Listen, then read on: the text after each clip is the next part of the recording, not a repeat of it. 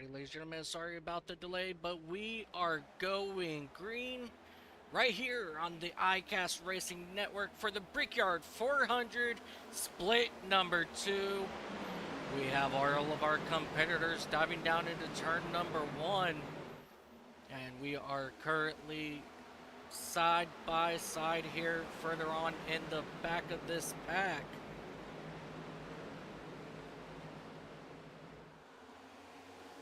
Unfortunately, at this time, ladies and gentlemen, my current overlays have not started to work correctly, so we are not off to a really good start, but we are investigating on what is going on.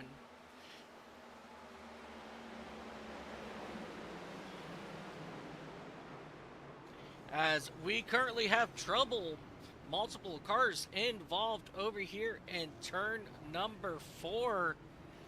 This is a very unfortunate situation here for the 16 of Phillip. Let's go ahead and go back and take a look and see what happened here. As here they come, as you see here, turns 3 and 4, the 16 and the 89, the 27, a big contact in the back for one of our drivers in the number 6 machine, as they all pull away as we catch up with the front of the field.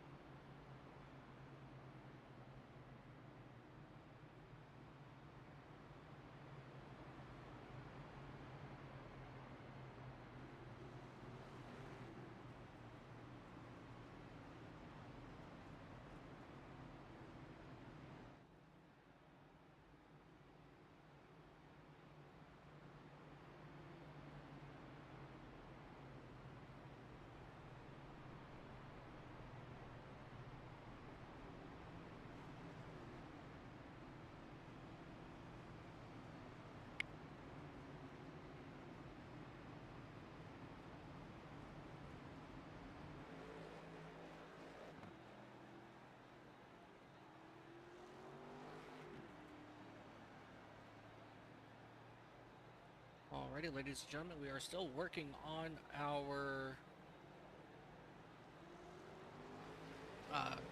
overlay here as the field looks like they're getting the 1-to-go signal this time by.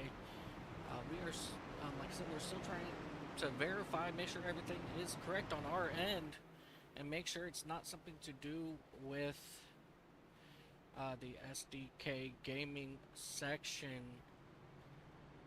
Alrighty, it looks like we are good to go on our end.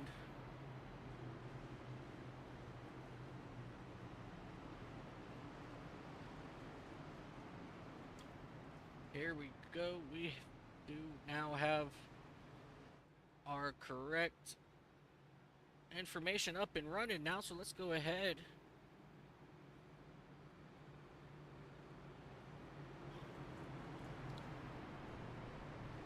and switch over to this, and let's go ahead, ladies and gentlemen, and get the correct overlays up.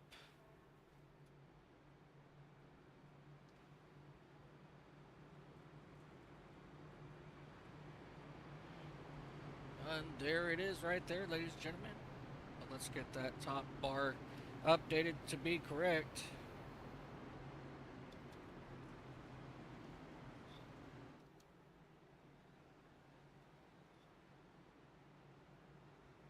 And there it is right there, ladies and gentlemen. We are now officially with the NIS Brickyard 400.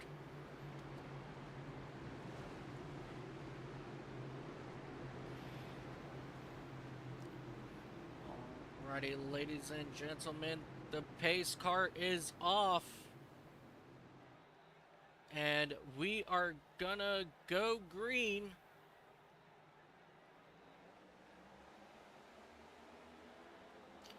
As the field comes down, diving down into turn number 1 once again.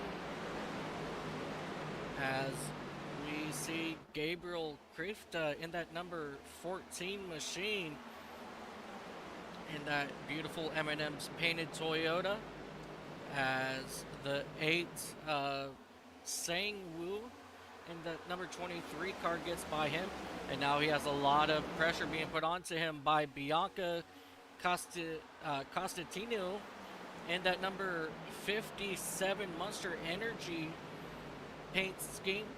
That's a very beautiful looking car for Bianca. And this battle here is currently for 5th, and it looks like they will go ahead and make the pass. As we move back a little bit further here in the pad, we have a lot of action going on back here.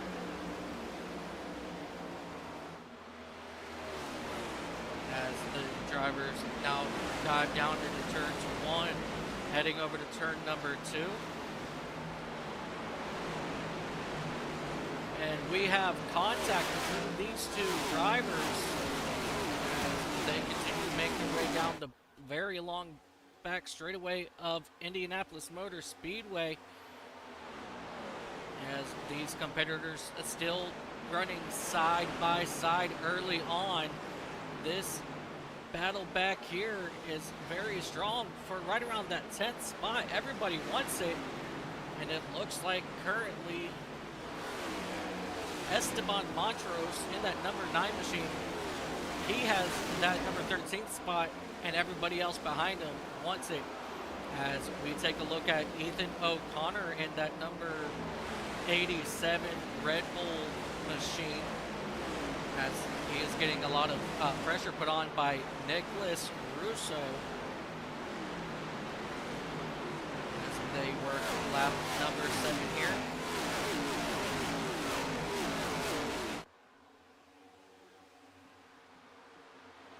Lot of movement happening further on back in this pack, as it looks like Thomas Brandener is getting a lot of pressure on by Cole Fitzpatrick, as Fitzpatrick makes a dive to the inside in that number 27 machine.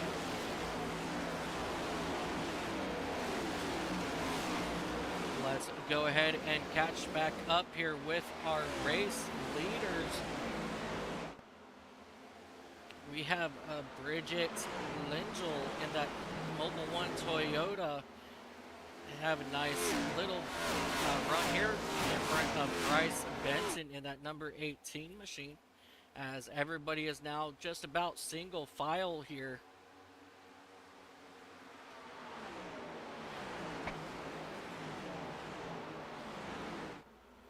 As we continue to see everybody just run single file here on lap number 8. They all know that we still have a very long way to go. As we jump over here with Jordan Herring in that unofficial number 72 machine, sponsored by Coca-Cola Zero Sugar. He is out of Baltimore, Maryland. He's only 14 years old, part-time iRacer. And he is just chilling out back here in the 11th spot.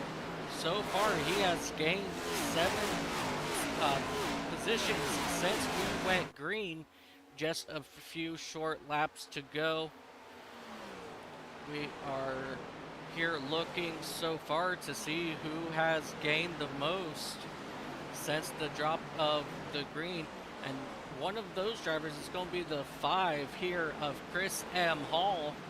He has gained a total of 15 spots since the start, along with Griffin Holt in that beautiful Dr. Pepper Toyota in that number 34 machine. He has well gained 15 spots, and everybody is still hanging out single file as they work lap number 10. And look at these drivers. A couple of them tag the wall at turn number 2 to start their long march down this back straightaway. Let's go ahead and ride on board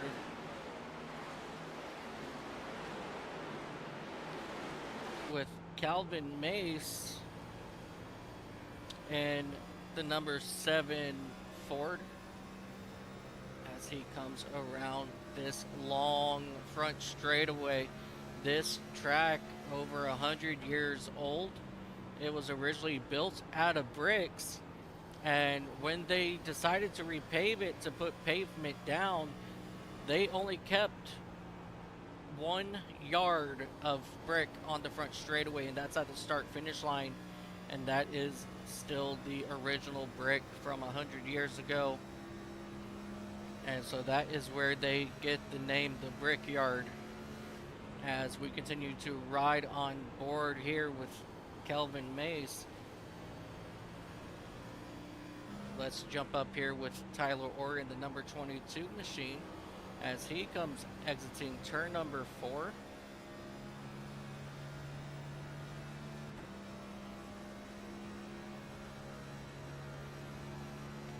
And let's go ahead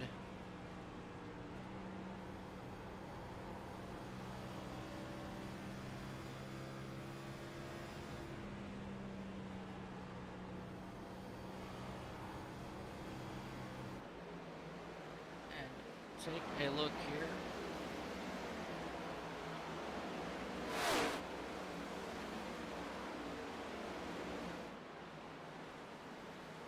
Things here are currently nice and quiet for the time being. Let's get back up here and catch up with Bridget Lengel in that number 11 Mobile 1 machine as they come down this front straightaway. Everything is nice and quiet here in the land of Indianapolis Motor Speedway as we catch up here with Esteban Monteros in that number 9 machine.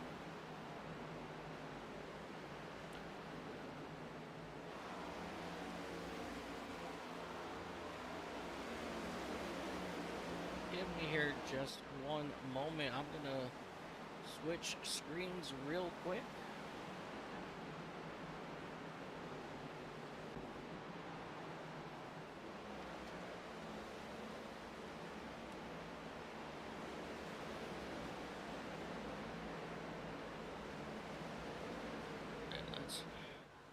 go ahead and switch on back over here.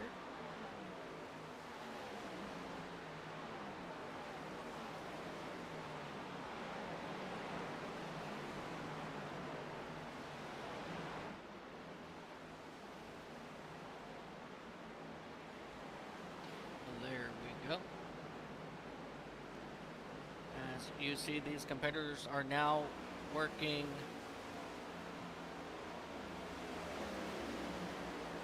lap number 14 as things are getting a little dicey up front here. As you see, Chris Hall getting around the number 28 of Jordan Herring. This is really the first battle on the track at the present moment. And these competitors are doing an amazing job here early on, as we see another pass happening right now as Jordan Herring and that number 28 machine is now looking to get a run in around Chris M. Hall, but that doesn't happen. And it looks like Ethan O'Connor will move back one position. And things are now settling down back here as we have one car gets a little bit sideways coming out of turn 2, trying to apply a lot of pressure at one time. That can actually get very detrimental. These cars exiting the corners, and so that is something all these drivers are going to want to pay very, very close attention to.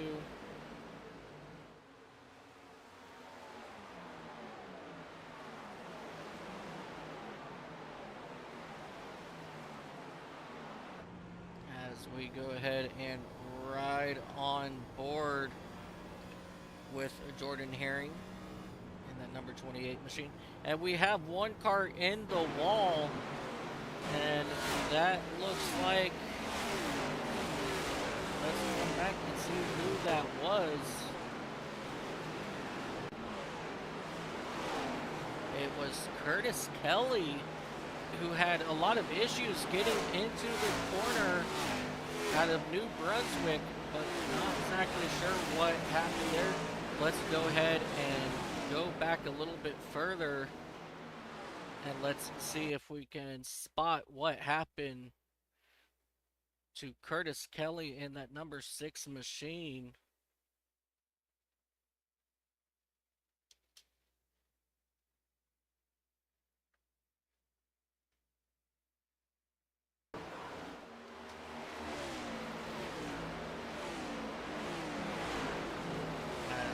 Take a look here, and he just goes down into turn number 2 a little too high up in that marbles up top, hits the wall, then slams on the brake, not to come down the track. That was a very smart move there for Kelly as he pulls away, and we are currently now under caution. Let's come back here and take a look and see exactly why we are now under caution.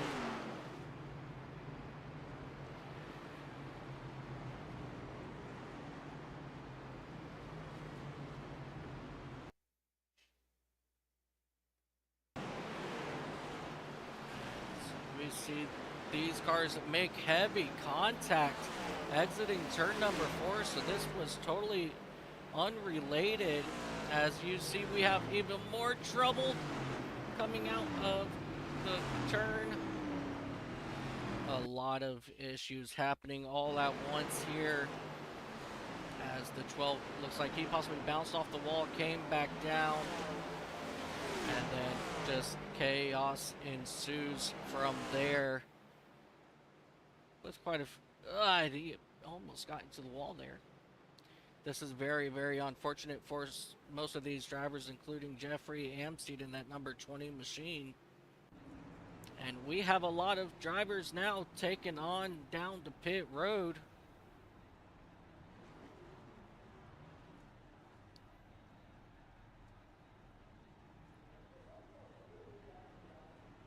As we see the number 20 machine here getting service done on his machine.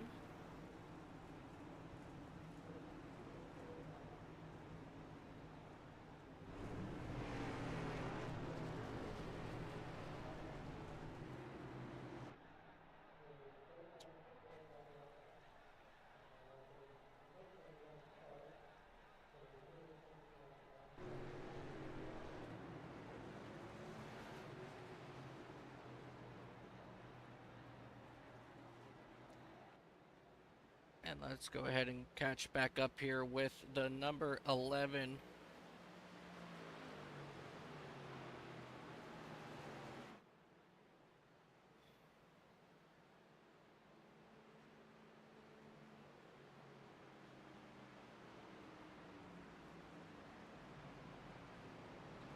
Alright, looks like we have a small hiccup here with our overlay once again. It would not be an ICAST Racing Network without technical difficulties, ladies and gentlemen. That is something that makes this broadcast unique versus everybody else. And that's all right, because we still have a good time with all of this.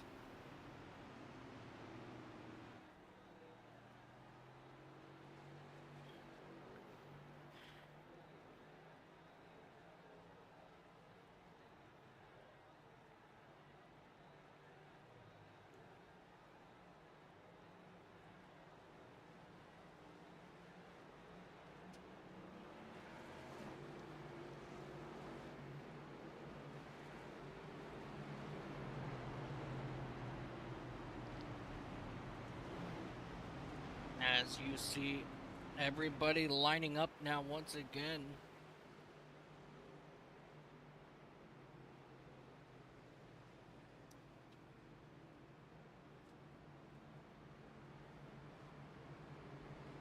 As we are going to get ready here to let these drivers loose once again.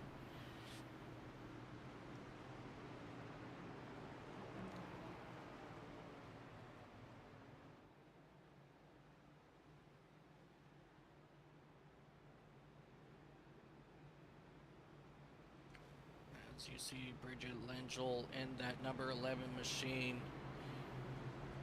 And they're going to be occupied with that number 9 machine unofficially of Bryce Benton.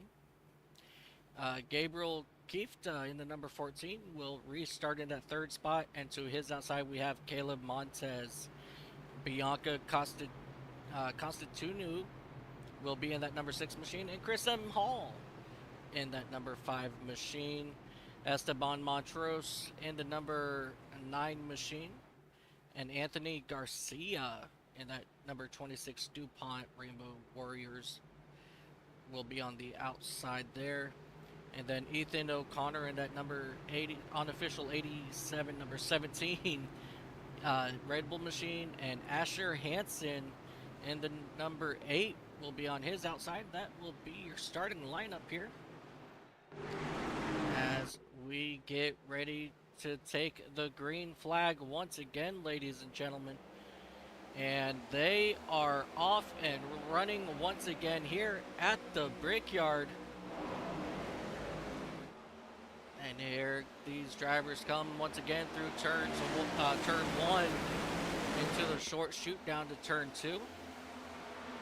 As we see some good side-by-side racing now for that 2nd spot between Bryce Benton and Gabriel Kieft, as they come flying down this very long straightaway, as we have a little bit of movement in the back, but they get themselves sorted out back there, as we have 2nd, 3rd, 4th, and 5th running side by side, trying to get them all cleared out to figure out who wants what spot and where will they come out, as we see Gabriel Kieft and Bryce still running side by side, as it looks like Benton will get right in front, but here comes Constantinu onto the outside of that number 14 machine. They're looking to make up a spot as well and take over that podium spot here early on in lap number 21, and they will make the pass all around the outside. So it is showing for now that that outside line will have some effect, as we have seen a couple drivers now make it work around the outside, which is very uncommon here at Indianapolis Motor Speedway. As you see the 5 of Chris Hall trying to make some movement on trying to get on the inside of Caleb Montez in that number 25 machine, but they will go ahead and go back single file for the time being. And it looks like we've got Anthony Garcia in that number 26 trying to make a move on Esteban Monstros in that number 9 machine.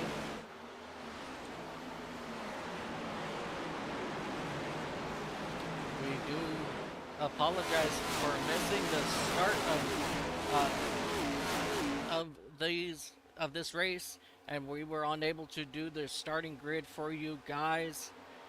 But it's alright, you will not miss any of this 400-mile race today as we continue to watch these drivers here run side by side. Caleb Montez gets that run in that 25 machine, and here comes Chris Hall in that number 5 machine on to the inside of Crafta. He has fallen back a few spots since we dropped the green flag, as he loses 2 more spots here in less than a lap. So he is starting to fall back a little bit. He may be struggling in that number 14 machine, but he is currently sitting back in that 6th spot, as we see some more movement going on in the back. The number 8 of Asher Hansen getting around the inside of Anthony Garcia in that number 26 DuPont Chevrolet. As they rocket off of turn number 4 down this straightaway and across the yard of bricks. They will stay just single file here just for the time being, as it looks like Ethan Connor is looking to try to make a run on Anthony Garcia. He definitely currently is setting up for a pass. And it does look like he's getting a better run out of the corner, but he's probably not going to have enough time this lap to make a run, as these drivers back here are battling it out for right about the 7th spot for this whole entire line right here.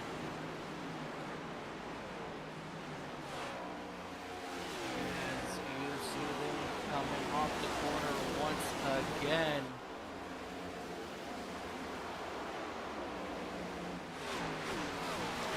Let's take a look at some different views of this running.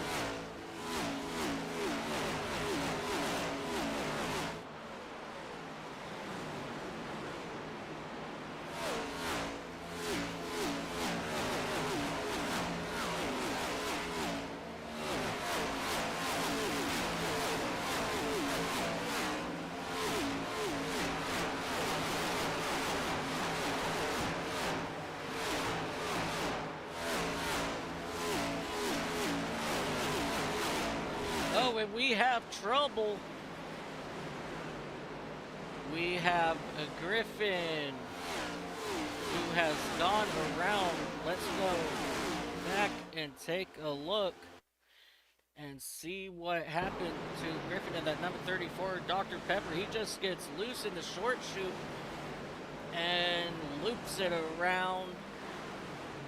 And and there he goes. He fully goes around. He will mow down till the rest of the field passes by. That is very unfortunate for Griffin Holtz in that number 34 Dr. Pepper machine, as he pulls away out of the short chute between turns 3 and 4. And it looks like he will resume, and that will drop him all the way back to the 31st spot. Let's go ahead and catch back up with your race leader in that number 11 Mobile 1 machine.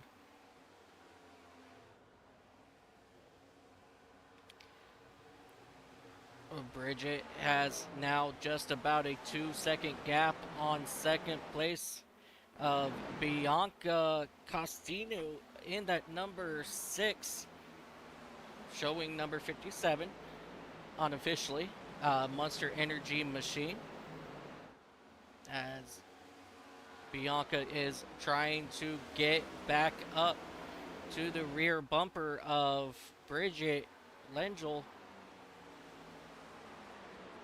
But right now they are all probably just abiding their time. Let's go ahead and come back and check up with these guys back here as they continue to race really hard. As you see Asher Hansen in that Slurpee number 8 machine, as he peeks to the inside of Gabriel Kifta, and he goes away inside as we have multiple cars trying to make a pass.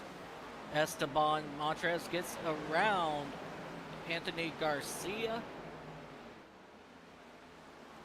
as Garcia barely touches the outside wall, and that will allow John Groen, that number 4 John Deere machine, to get around as well. And just a few cars back here, we see the number 7 of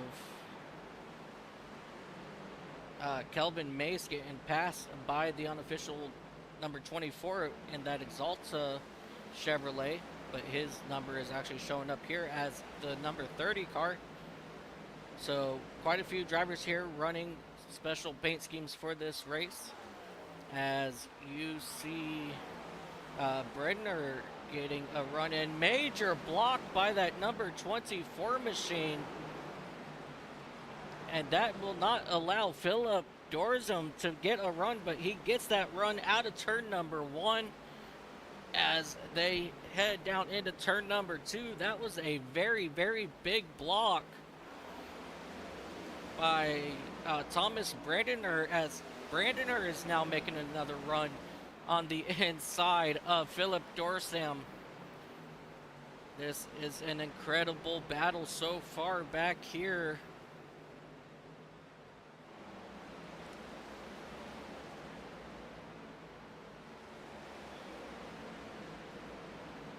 We had an issue here with Jeffrey Amstead.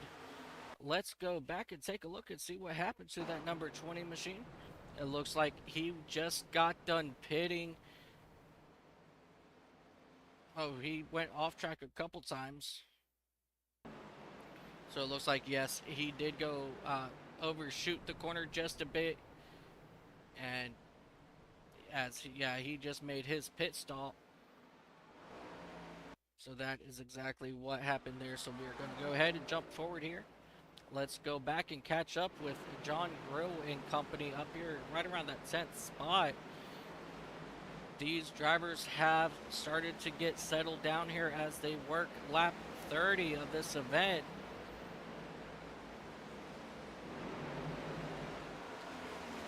As we take a special view around this massive historic speedway.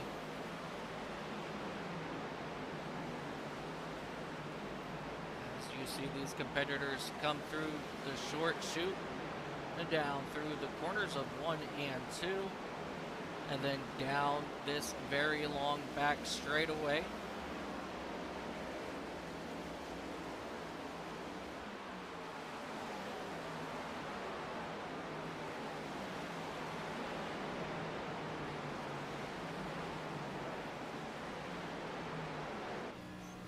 Let's go ahead and ride on board here with John Groh in that number 4 John Deere Chevrolet. He is trying to track down the number 17 of Ethan O'Connor as things settle down here momentarily here in the Brickyard 400 right here on the iRacing platform. If you guys are new to or have not heard of iRacing before, this is one of the most realistic racing simulators out there, and we do have a running joke when somebody calls this a game. Everybody goes up in arms about it because it is not a game. As you see Groh make a run on the inside of the lap down car let's see who that was. That was Jeffrey Amstead, and past the lap down car of the number 6 here as well. But if you have not heard of iRacing, like I said, this is an amazing racing simulator. This series here is called the NASCAR iRacing series, and it does mimic the real world NASCAR schedule.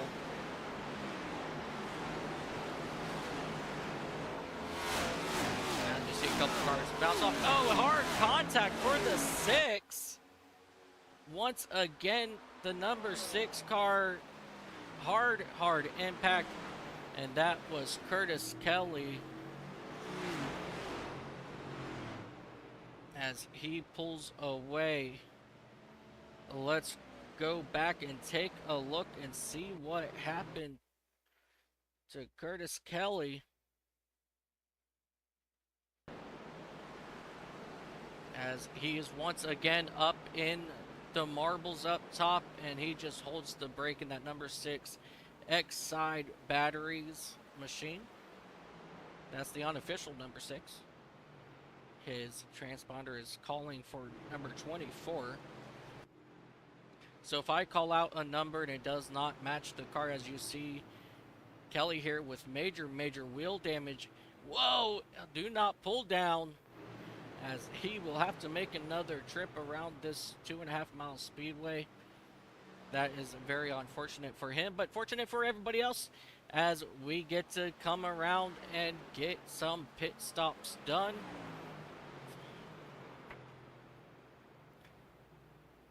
Unfortunately here for Curtis Kelly, out of Fredericton, New Brunswick. Fortunately, he's had a couple issues so far as he comes down. And this time he will be able to make his pit stop. Hopefully it will not affect anybody as he makes his way around this speedway. And here we go, ladies and gentlemen.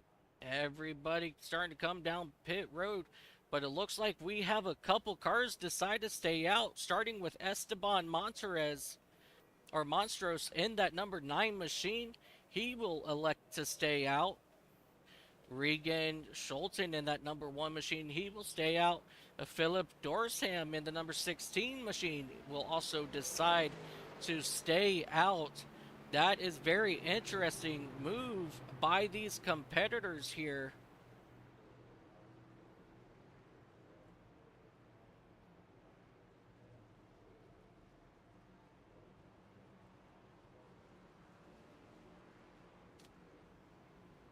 As we see these drivers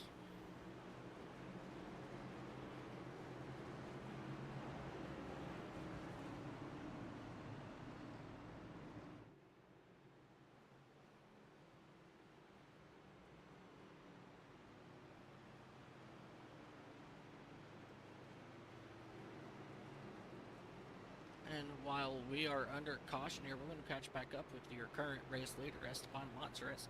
Let's go ahead and see if anybody has given us some sort of shout out or anything.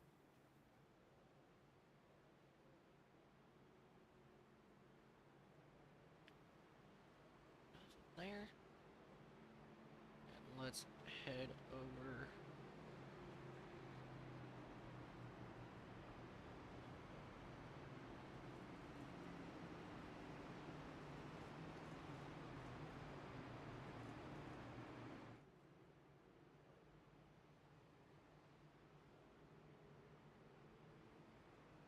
Still showing chat is disabled. I don't know why we are not able to do chat, and that does not make me a happy camper.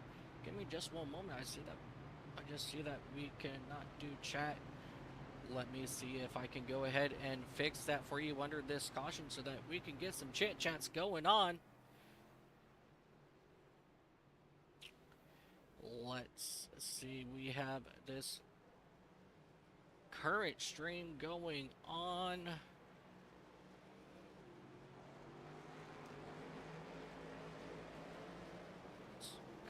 Here to this live, manage the live here. It's public.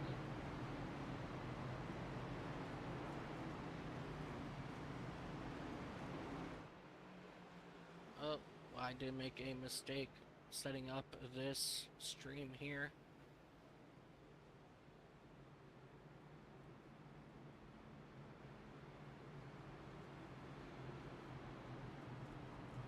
Let's go ahead here and do this.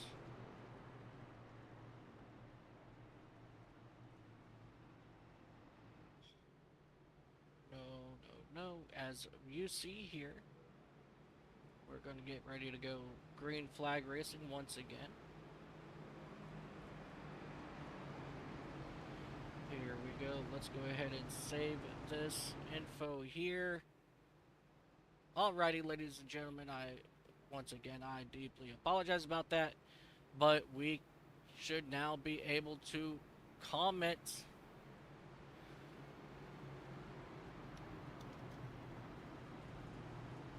There we go, ladies and gentlemen, as you see the field coming through turns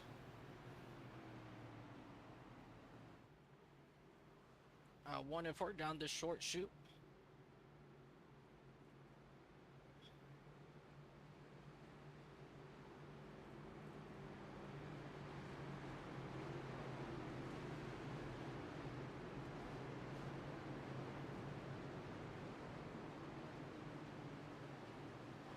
Alrighty, ladies and gentlemen, we are going to lose our overlays here for just one really quick moment.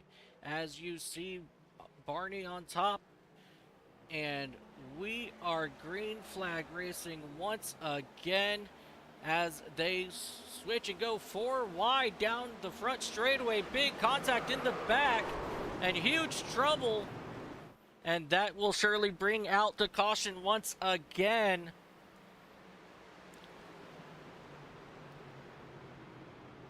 That was very unfortunate. Let's come back here and take a look.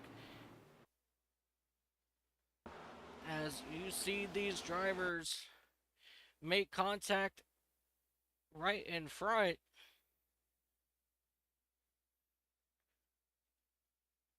As you see quite a few drivers here spin and crash heading into turn number 1. We have the 87 in that Red Bull number 87 machine, the 35, the number 14, the 25.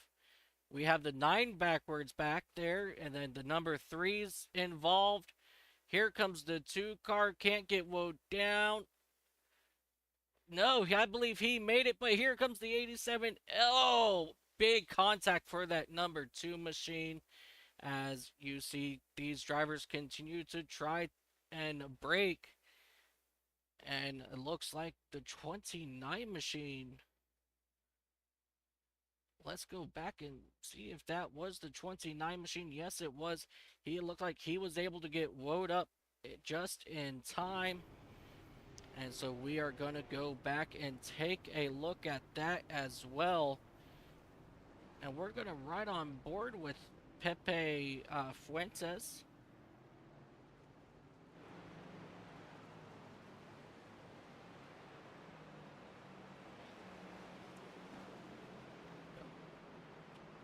And we are going to come back here and we are going to ride on board with him. Let me get it set up here. We want the roll bar.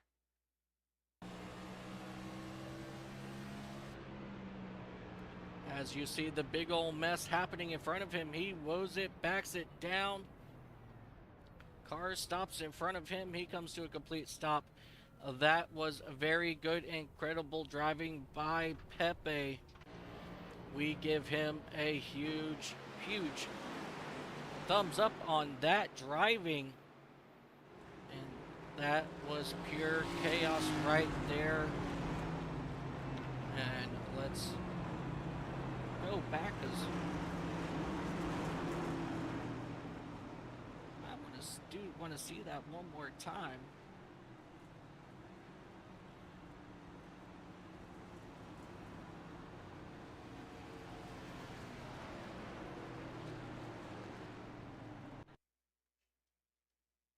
As we see the drivers come here, we're going to just Take a look up here. Huge hits for some of these drivers as the turn one becomes a complete scrapyard of machines, and a lot of these drivers did pull away, and a lot of them are down on pit road currently getting service on their machines.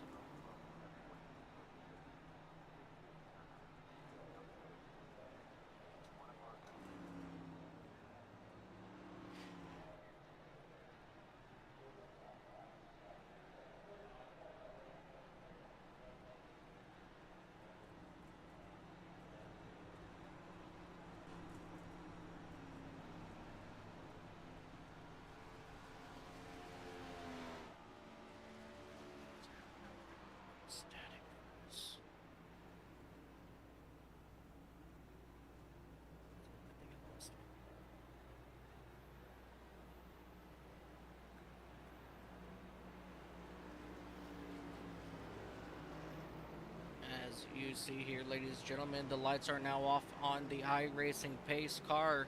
So we are going to line them up and do it again. They will have 120 laps remaining.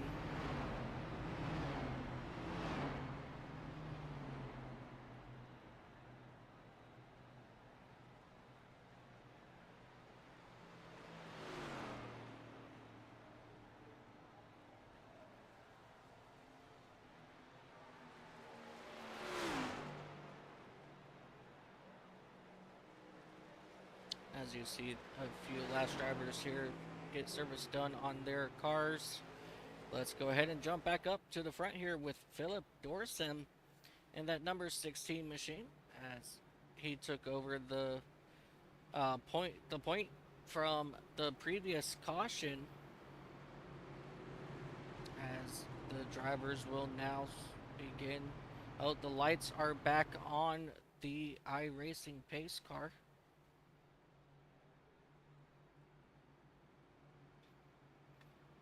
So iRacing saw something that they did not like. I apologize about the replay screen. You guys did not miss anything, I promise.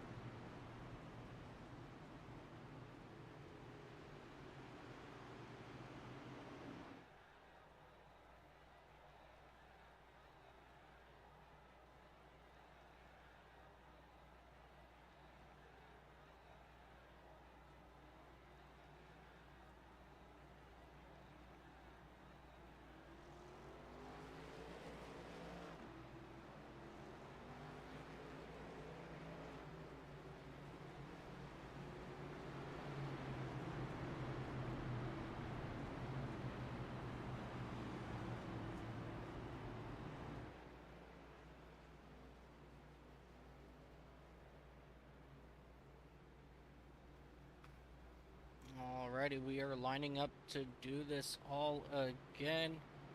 The lights are off once again on the iRacing pace car.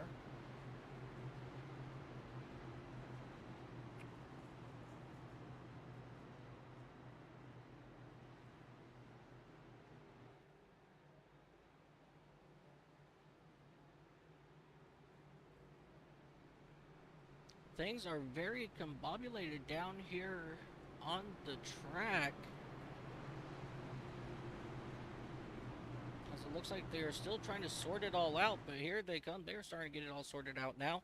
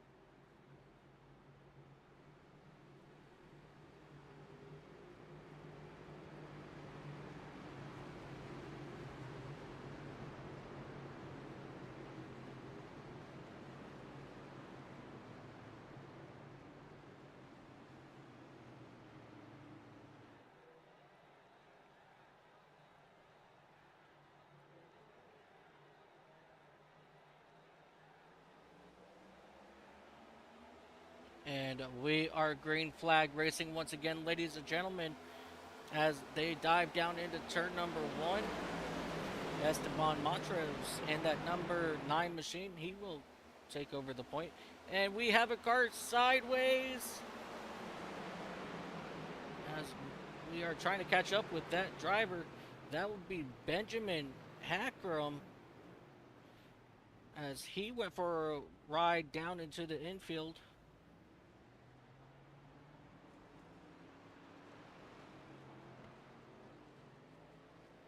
Let's go ahead and go back, take a look, see here what happened to Benjamin out of the short chute. He just got arrow loose, and he just had to jump it sideways to avoid hitting that inside wall, and that will bring out our caution once again as he loops it around.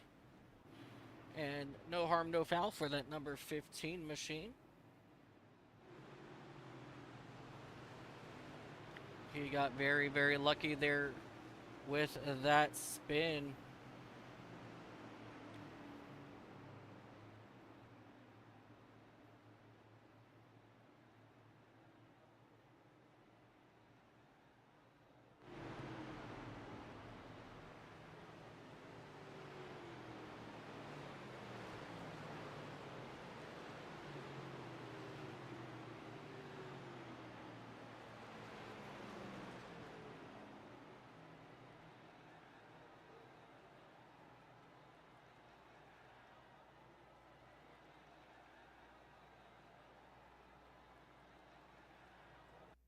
Alrighty, everybody, give me just one moment here.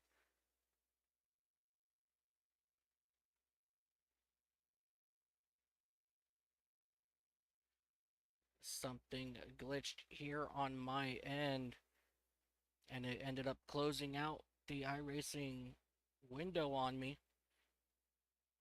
So just give me just one moment here while we get it back up and running here.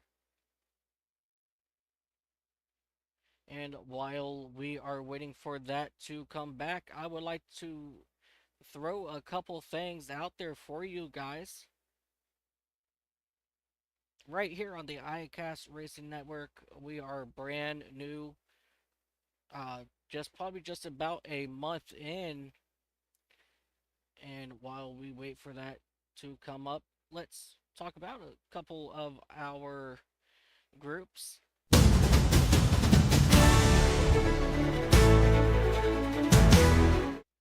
One of our groups is the Two Frame Twister, the league.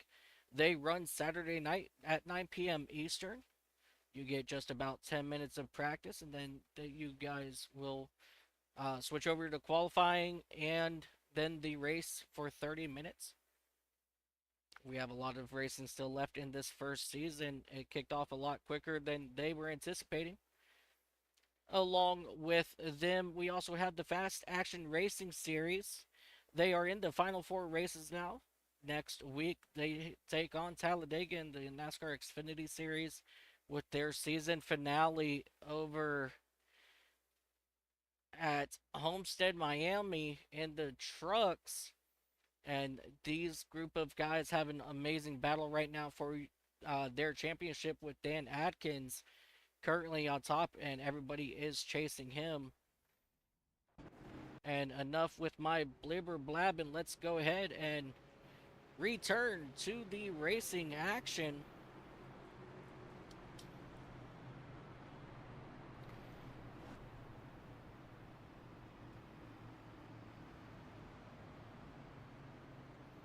But I would highly recommend everybody checking out those 2 leagues if you have not checked them out just yet.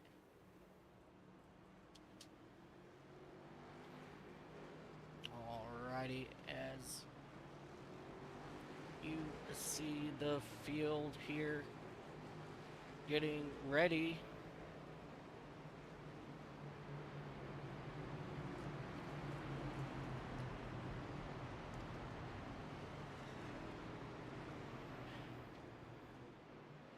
Alright, looks like we got Philip Dorson in that number 16 machine.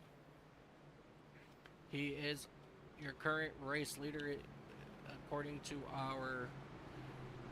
uh, to our list here.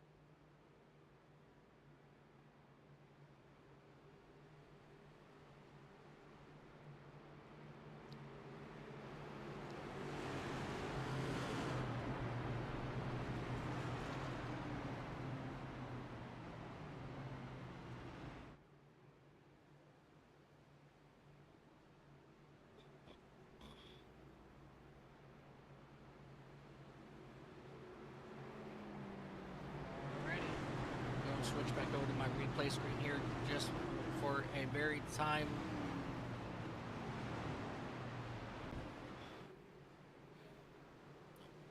Alrighty, and here we go, ladies and gentlemen.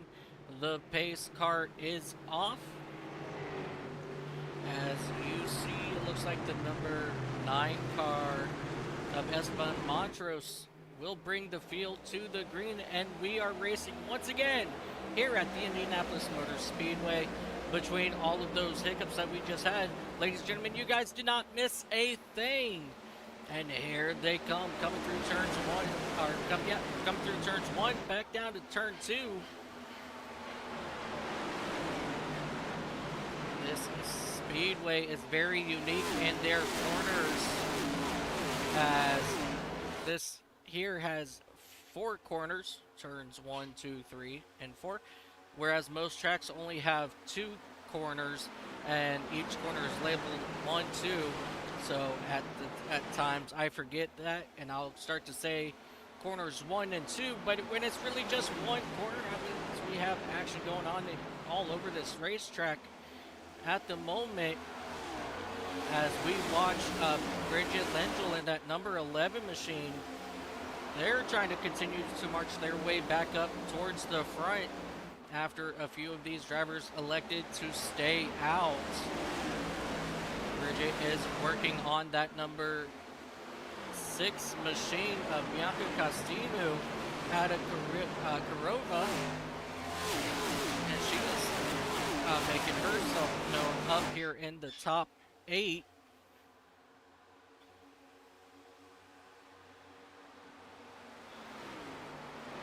As things get settled down here in the top 10, as you see Anthony Garcia, Carson Haglund, and John Grove, they get themselves sorted out, and then things pick up behind them with Griffin Holt and Thomas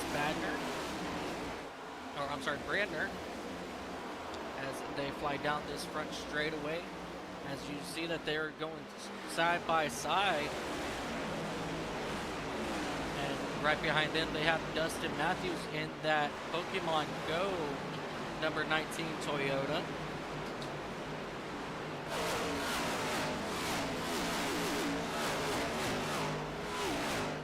As they come out of turn 2, I absolutely love that sound.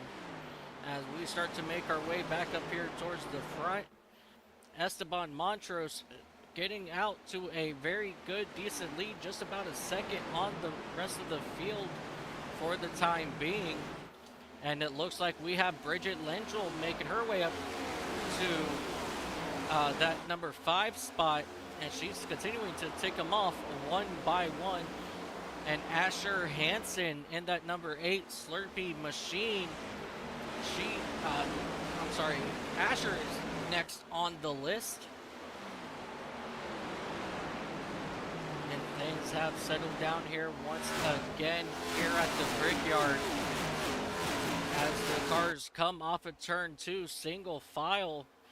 No one really giving in much room after a couple cautions that were somewhat back to back. These drivers are now getting themselves back together as they still have quite a way to go in this event. As you see a really good pass there for Bridget on Asher, as you see Bryce Benson making his run on the inside now of Asher, but could not get the job done. And here comes that number 11 machine on the inside of Reagan Schulten for that third spot. And Bridget will take over that third spot. Now sets their eyes on the number 16 of Philip Dorsem. Everybody watch out. I think Bridget is going to be one of the drivers that you're going to want to keep your eye on, as Bridget makes a move on the inside of Philip Dorsem in that number 16 Ultimate Chevrolet. And now Bridget's back up to second place, tracking down the number 9 of Esteban Monstros, as you see them dive down into turn 1 once again. Ladies and gentlemen, Bridget is making some major room. Let's take a look at the back end of Bridget as they start to pull away from the field, and the gap to the race leader is now down to just about 1 second.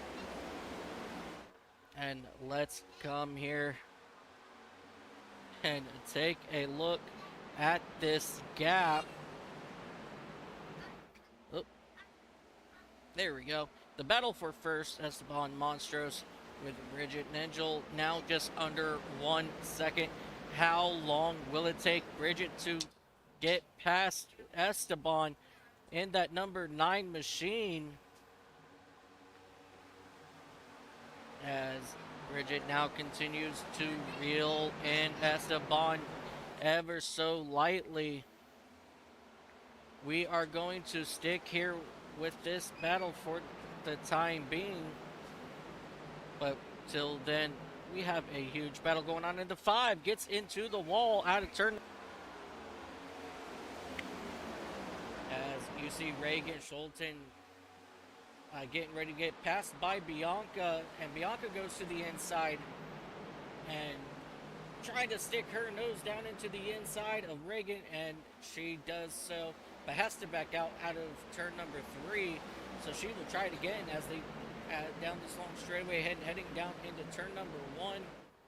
Let's jump back up here towards the race leader for the time being, Esteban Monstros. And they are now just a half a second between both drivers here on lap 53. And Esteban's taking it nice and easy, but Bridget is just that much faster.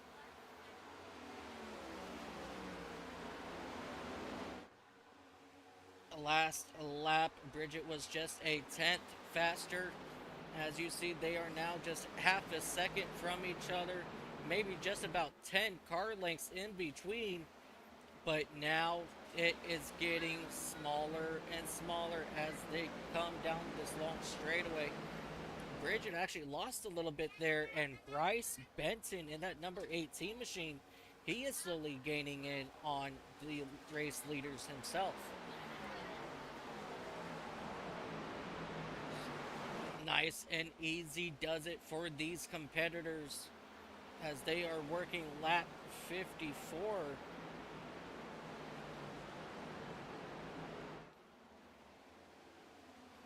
.35 seconds now separates first and second. This race here is going to stay right here on them as Bianca makes a move on Philip Dorset for that 4th spot. Bianca Costantino is making herself known as she makes it back up into the 4th spot, as she's gained about 5 or 6 spots since the restart. And .2 now separates the race leaders. Bridget Lengel wants that top spot back. Esteban Monstros wants to keep her behind. Who is going to make it around the final corners. And who is going to come out on top? Both of these drivers have been very strong the first 55 laps of this event. We still have 106 laps remaining, so there's still a lot of stuff that can happen. As you see Bridget make a run on Esteban, heading down into turn number 4, and they will make the pass nice, easy, and sweet out of turn number 4. Esteban Monstros knew that Bridget was faster, and so he just let Bianca just pass by without any fight. This is good strategy by Esteban, as I said, there's still 105 laps remaining in this event. Do not fight the leader just yet. Continue to ride, make laps. The more you fight for a race lead early on, the more chance you will get wrecked out early in the race and just blow your chances.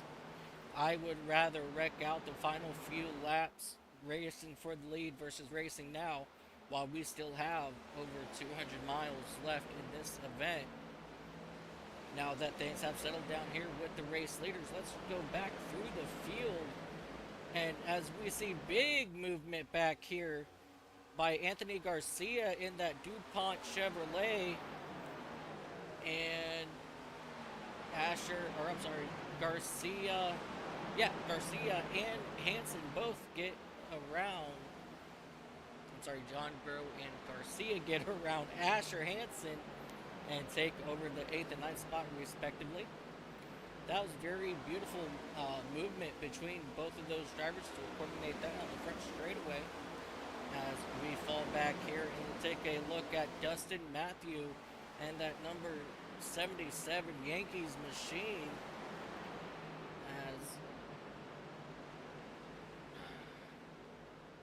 That's Dustin Matthews in the number 19 and that Pokemon Go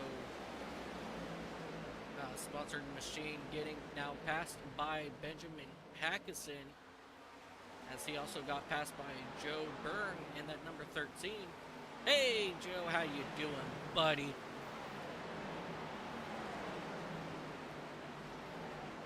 And then Benjamin Hackison trying to make a run now on Dustin Matthews in that Pokemon machine.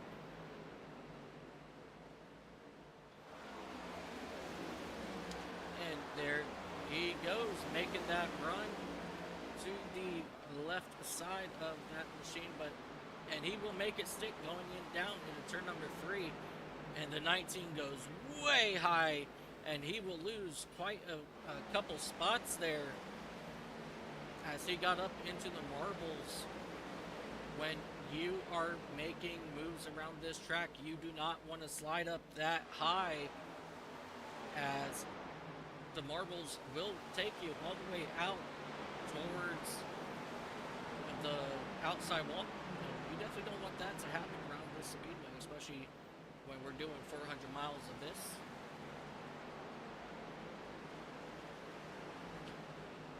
Let's go ahead and take a moment and let's go ahead and go through the field. Starting off here with Bridget Lengel in that number 11 Mobile 1 Toyota. Bridget has been putting on a phenomenal performance here today, and she is looking to take the Brickyard 400 win.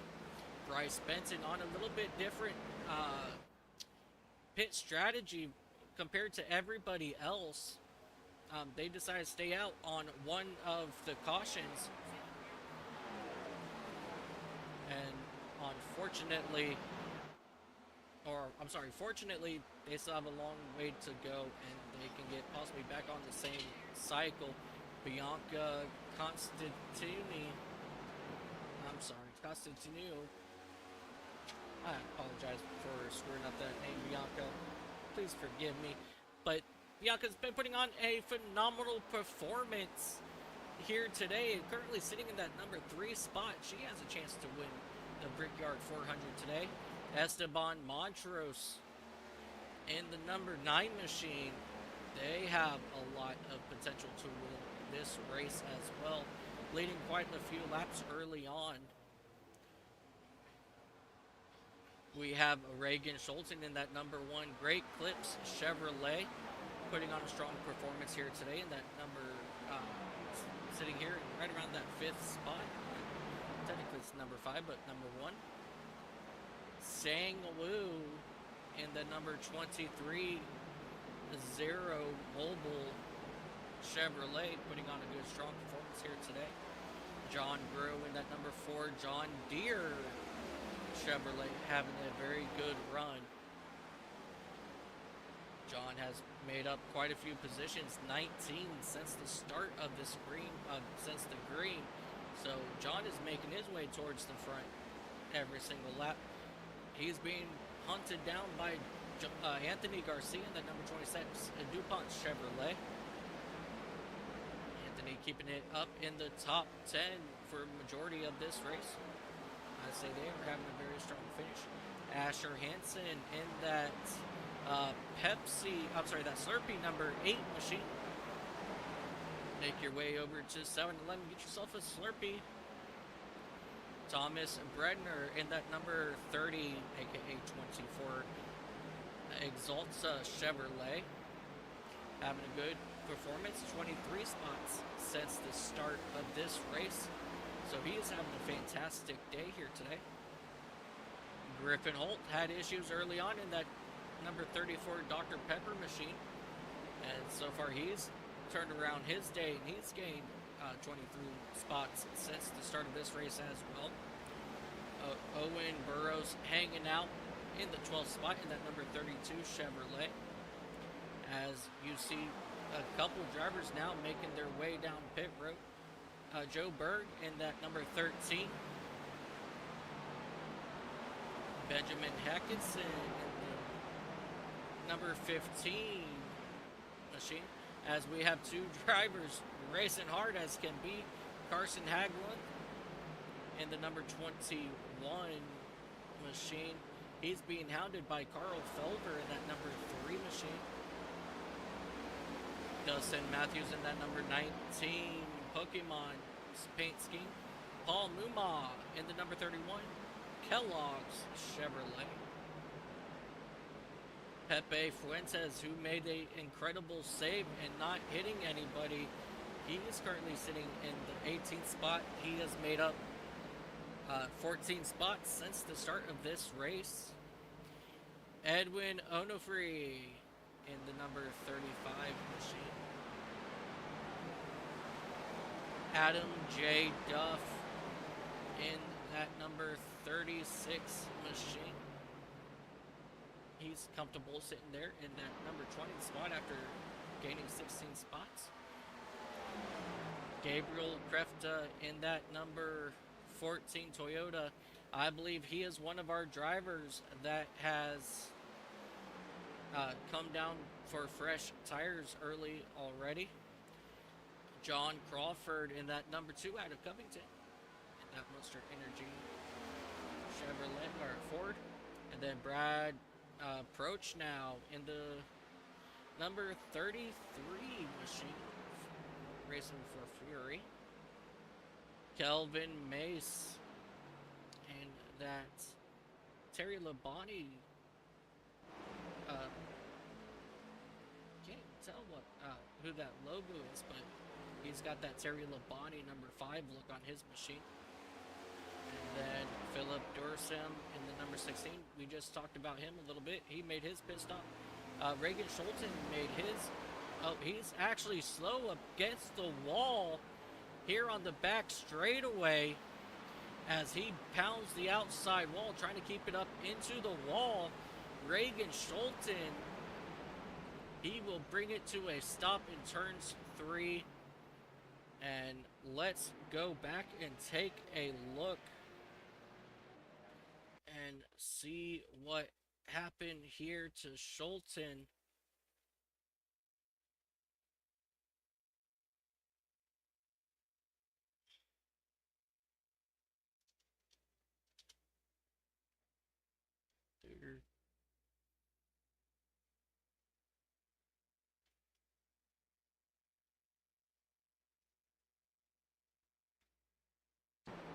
take a look here and see what happened to Schulten. He just pushed heavy out of the turn 2, and he hit the wall just right. Clips number 5 machine. This is very heartbreaking for Reagan Schulten, and more heartbreaking for a lot of these drivers that just came down pit road, and that was going to trap a lot of cars one lap down.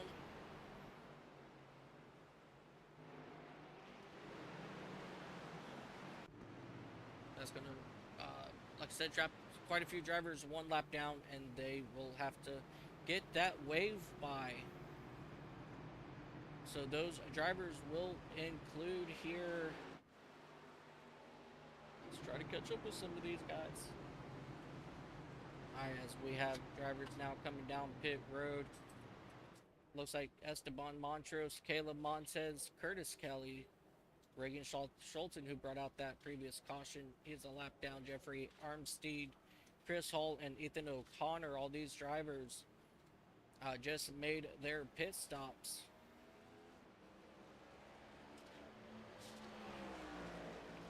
And it looks like a lot of them are going to come back down pit road. Maybe they've got lucky and they will not be caught one lap down.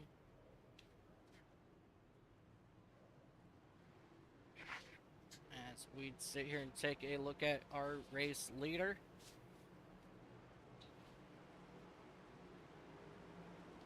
As we are under caution here, we're going to step away for a brief moment.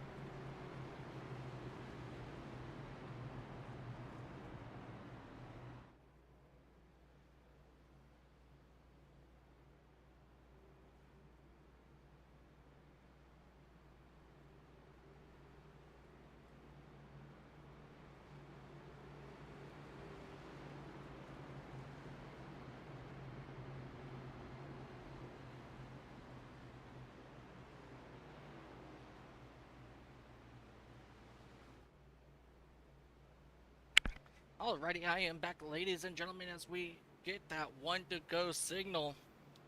We got Bridget Lengel on the inside and Bianca Costantino on the outside.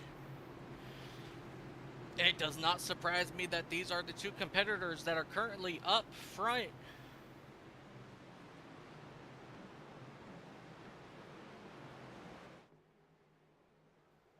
And pace car is off, and we are going back green. Bridget Langell gets a good start on Bianca, and she will quickly take over that top spot. Bianca saying, no, you cannot have that second spot, as Bryce Benson's trying hard to get to the inside, but unable to make it happen. And here they come out of turn number 1 down into turn 2.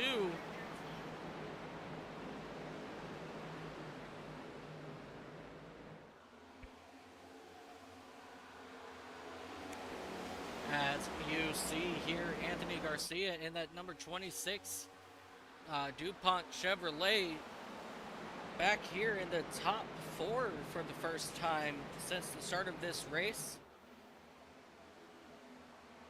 The number 77 getting a good run on John Groen, that number 4 machine, and he will take over that spot. And Cole Fitzpatrick in that number 27 machine continues to fall back as he gets a run on the inside of the 15 of Benjamin Hackinson, and Hackinson holding strong on the outside. We have seen the outside work multiple times today, as we have just 91 laps remaining in this event.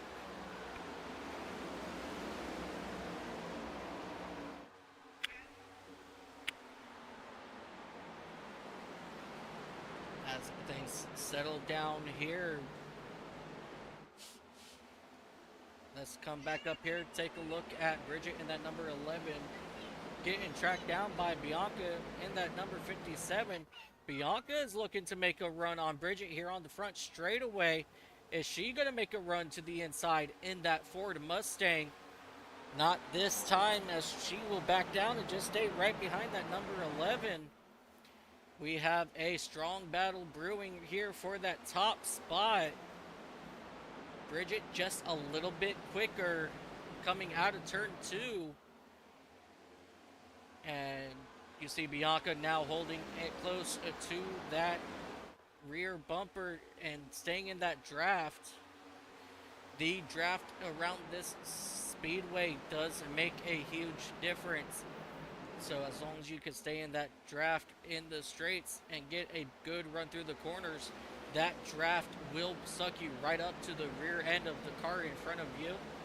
As you kind of see it working there for Bianca, as she is slowly gaining in positions or inches on Bridget as they head back down into turn 1.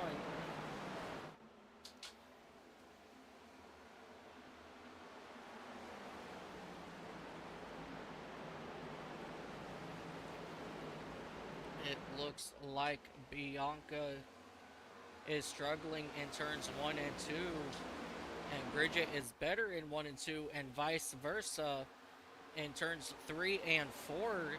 It looks like Bianca is a lot stronger on this side of the speedway, but Bridget is just better over in turns 1 and 2. All 4 corners are almost very identical, but each side of the speedway does, in my experience, have different characteristics. They may be the same, but like I said, the characteristics of both sides of the speedway are totally different from what I've personally experienced racing this track here on the iRacing platform. As we continue to see Bianca try to reel in a Bridget Langell for that number 1 spot. Let's go ahead and fall back here just a little bit as we catch up with the 34 Griffin Holt and that Dr. Pepper machine, trying to look to the inside of Anthony Garcia and that DuPont number 26 machine.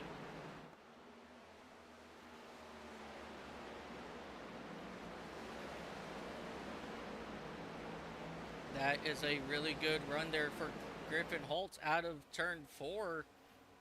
Holt might try to make a run here on the front straightaway, but will decide just to stay behind Anthony Garcia for the time being.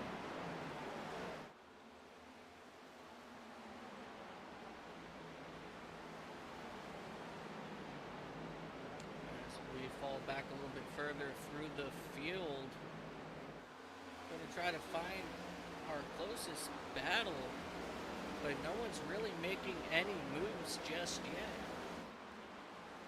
As we take a look at Dustin Matthews in that number 19 Pokemon machine.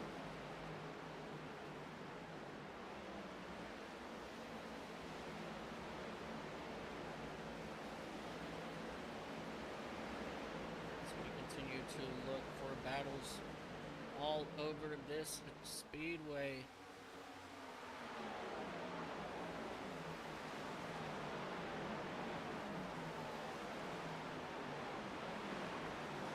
It seems like currently everybody is nice and content with 86 laps remaining in this event, as we actually see the Edwin Onofre take a run on Philip Dorson at number 16, as Dorson got high, but he was unable to make it stick going through turn 2, and he's going to stay right there on the back bumper to try to make Philip Dorson make a mistake in one of these corners so he can possibly get a run.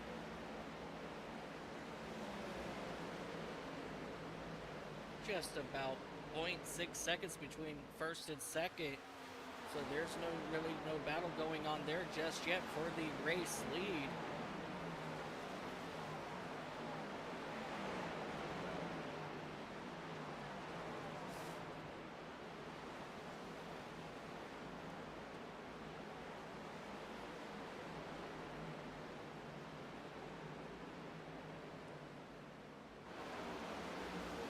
And this could possibly be that run that Edwin was looking for.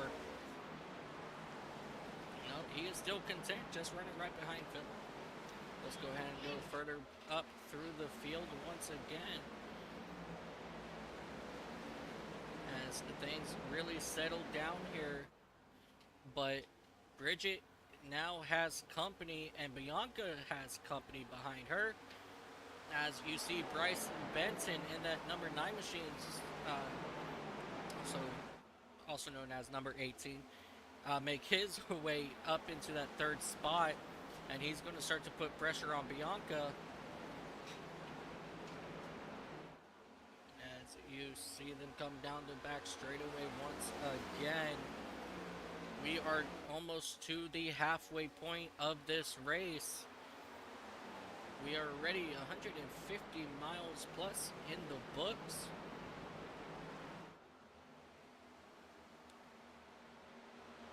As we still have quite a bit of racing left here today in the Brickyard 400 here at Indianapolis Motor Speedway, right here on the ICAST Racing Network.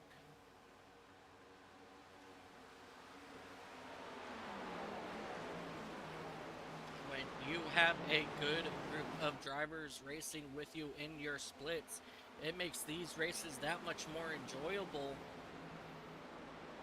and you get some really good green flag racing like you are seeing here in split 2 of the NASCAR iRacing Fixed Series. The NASCAR iRacing Series does have 2 different series. You have one that is fixed, one is open. It means it's just based on your setups, as Bianca gets a little bit loose coming out of turn number 3. So these drivers are currently running on a fixed setup, meaning all the cars are same. So it comes down to driver and driver only. So if you're a better driver than the driver in front of you, that means you will probably end up finishing in front of them. But a lot of these drivers are almost equally mixed. Well, equally the same, I should say. And hence the reason why they're pretty much staying in single file for the most part in this race for the time being.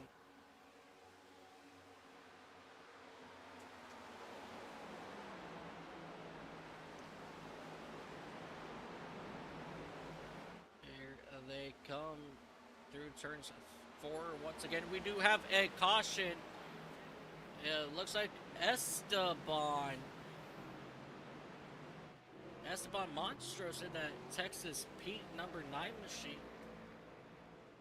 let's go back and take a look and see what happened here.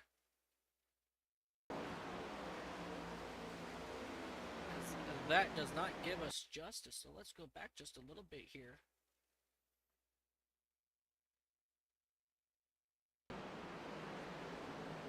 As you see here, the 32 just gets sideways into the wall and then comes down, and it makes the number 9 panic just a little bit here. As you see Owen Burroughs go around in that number 32 machine, and that NicoKick.com Chevrolet.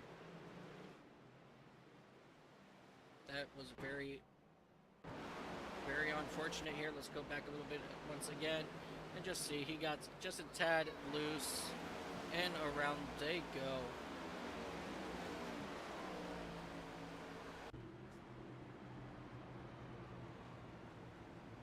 And that will bring all these drivers back nose to tail, and they're gonna line it up and do it again. As your drivers come out of turn number 4, and they are going to come down pit road. Some of them will psych it and decide to come back in. However, we do have one car that stayed out, and that's going to be Griffin Holtz in that number 34 machine in that Dr. Pepper Toyota Camry. And your lucky dog will be the Lear.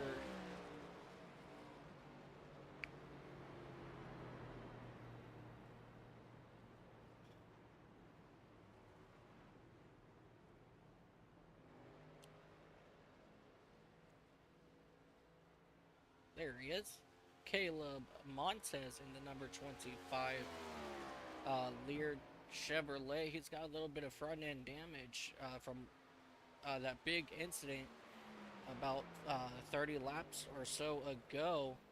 So that will bring him back here onto the lead lap. And as he comes around turns 4 after getting that lucky dog, he's going to bring his number 25 machine down onto pit road to get service once again. And let's catch up back here with our race leader. That's going to be Griffin Holt in that number 34 machine. He is going to stay out, and this is going to be a really big surprise because everybody behind him now have 4 fresh Goodyear tires. And so he thinks he's going to be able to hold off these drivers. And so we are going to keep an eye here on the start of this restart here.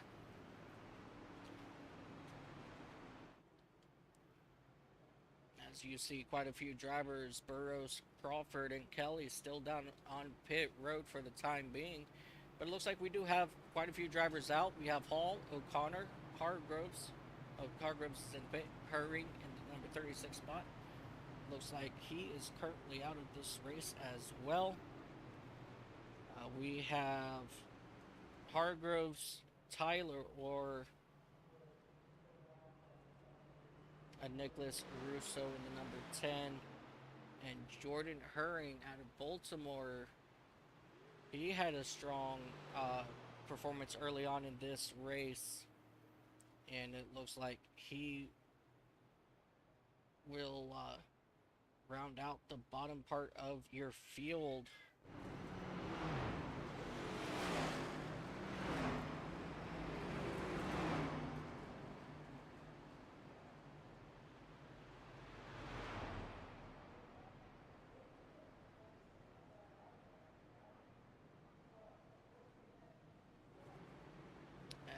We line up these drivers, and we're going to get ready to do it all again. Griffin Holt will be on the inside of row number 1 with Bianca Costantino on the outside. Bryce Benton will be in that 3rd spot. Benjamin Hackison in spot number 4. Cole Fitzpatrick will round out your top 5. We are missing Bridget Langell in that number 11 Mobile 1 machine. Looks like they had issues on their pit stall. as I believe it looks like they did pass or had to reverse, and we will go back and take a look after these guys get settled down, if I can remember to do so. So Bridget has a very strong car, so they're going to have to work their way back to the front of this field, and that will put them all the way back, like I said, to the 10th spot. So it's not too terribly bad. 8 assigned spots on this pit stall. Technically 8, as one car stayed out, the Griffin Holt. Alrighty, pace car is off. It is in the hands of Griffin Holt as the field comes down to take the green flag. And we are racing once again here at Indianapolis Motor Speedway. Bryce Benson gets a good run on Bianca Constantini, but here she comes back on the outside, unable to make it happen. And Griffin Holt in that number 34 machine will start to drive away once again. The tires are still getting warmed up for these drivers that just made that pit stop.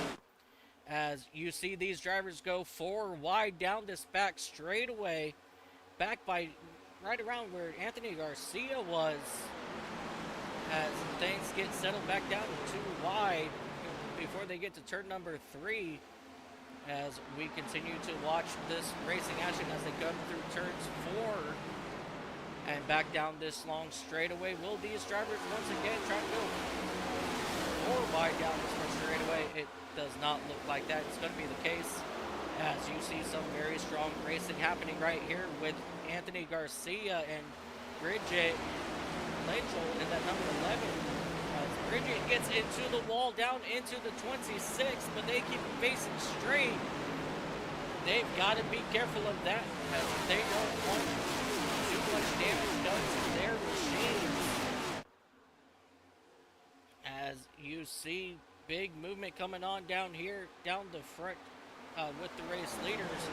Bianca Costantino in that number 57, aka that number 6 card. She wants to race her way to the front, and she is starting to apply a lot of pressure on Bryce Benson, who took over the race lead from Griffin Holt, who has fallen back to that 4th spot since this race went back green.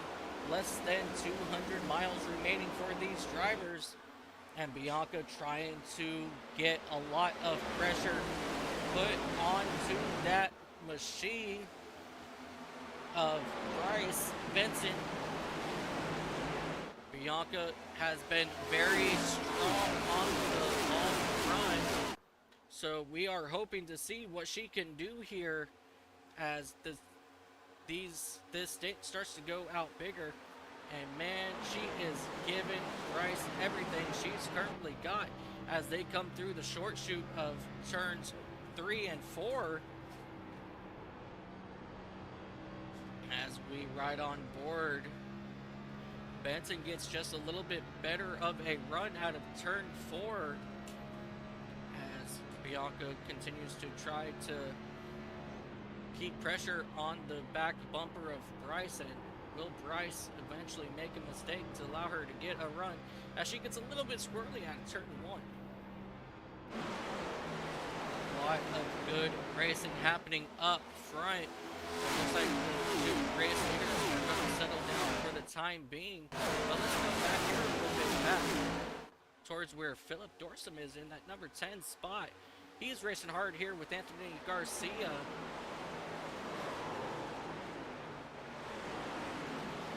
Oh, as we had one car get extremely loose. Let's come back.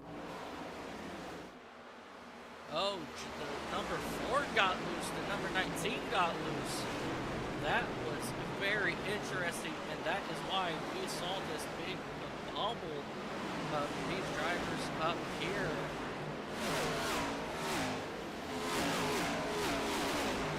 That seems to be looking okay now. As we come back here and take a look at the number 4 of John Moreau.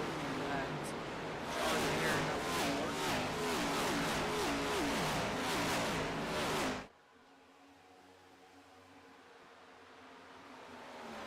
things have really settled down here once again at Indianapolis Motor Speedway. As you see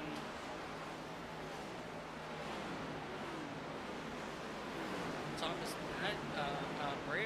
Brenner, I'm sorry, that number 20's Ford machine.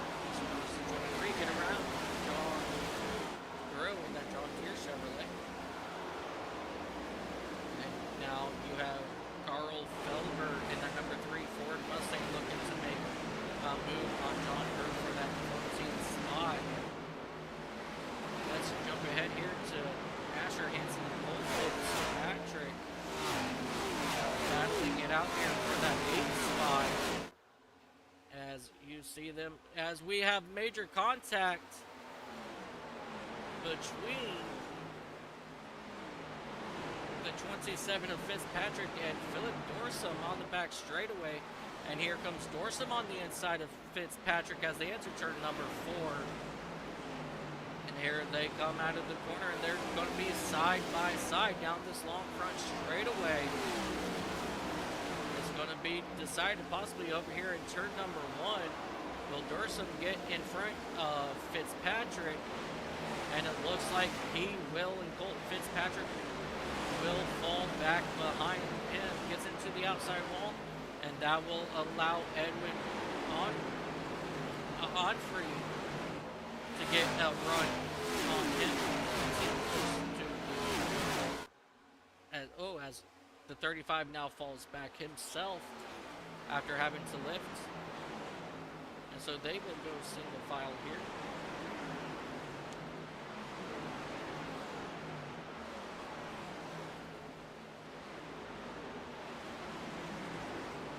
Things absolutely now settled down. So let's come ahead, come back up here as Bryce Benson has now put almost a full second gap between himself and Bianca. It looks like Bryce is getting the better out of this run so far, as you see Bianca bounce off the wall once again just a little bit. That is something that you don't want to do too often, as that could really change the handling of these race cars in the corners and on these very, very long straight, where it is very important to have your aerodynamics just right.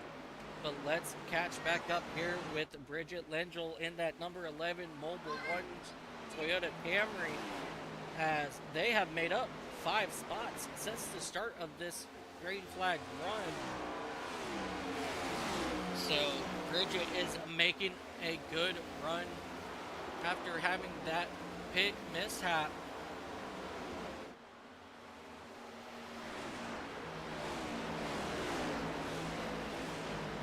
While we have some time here, let's go ahead and go back and take a look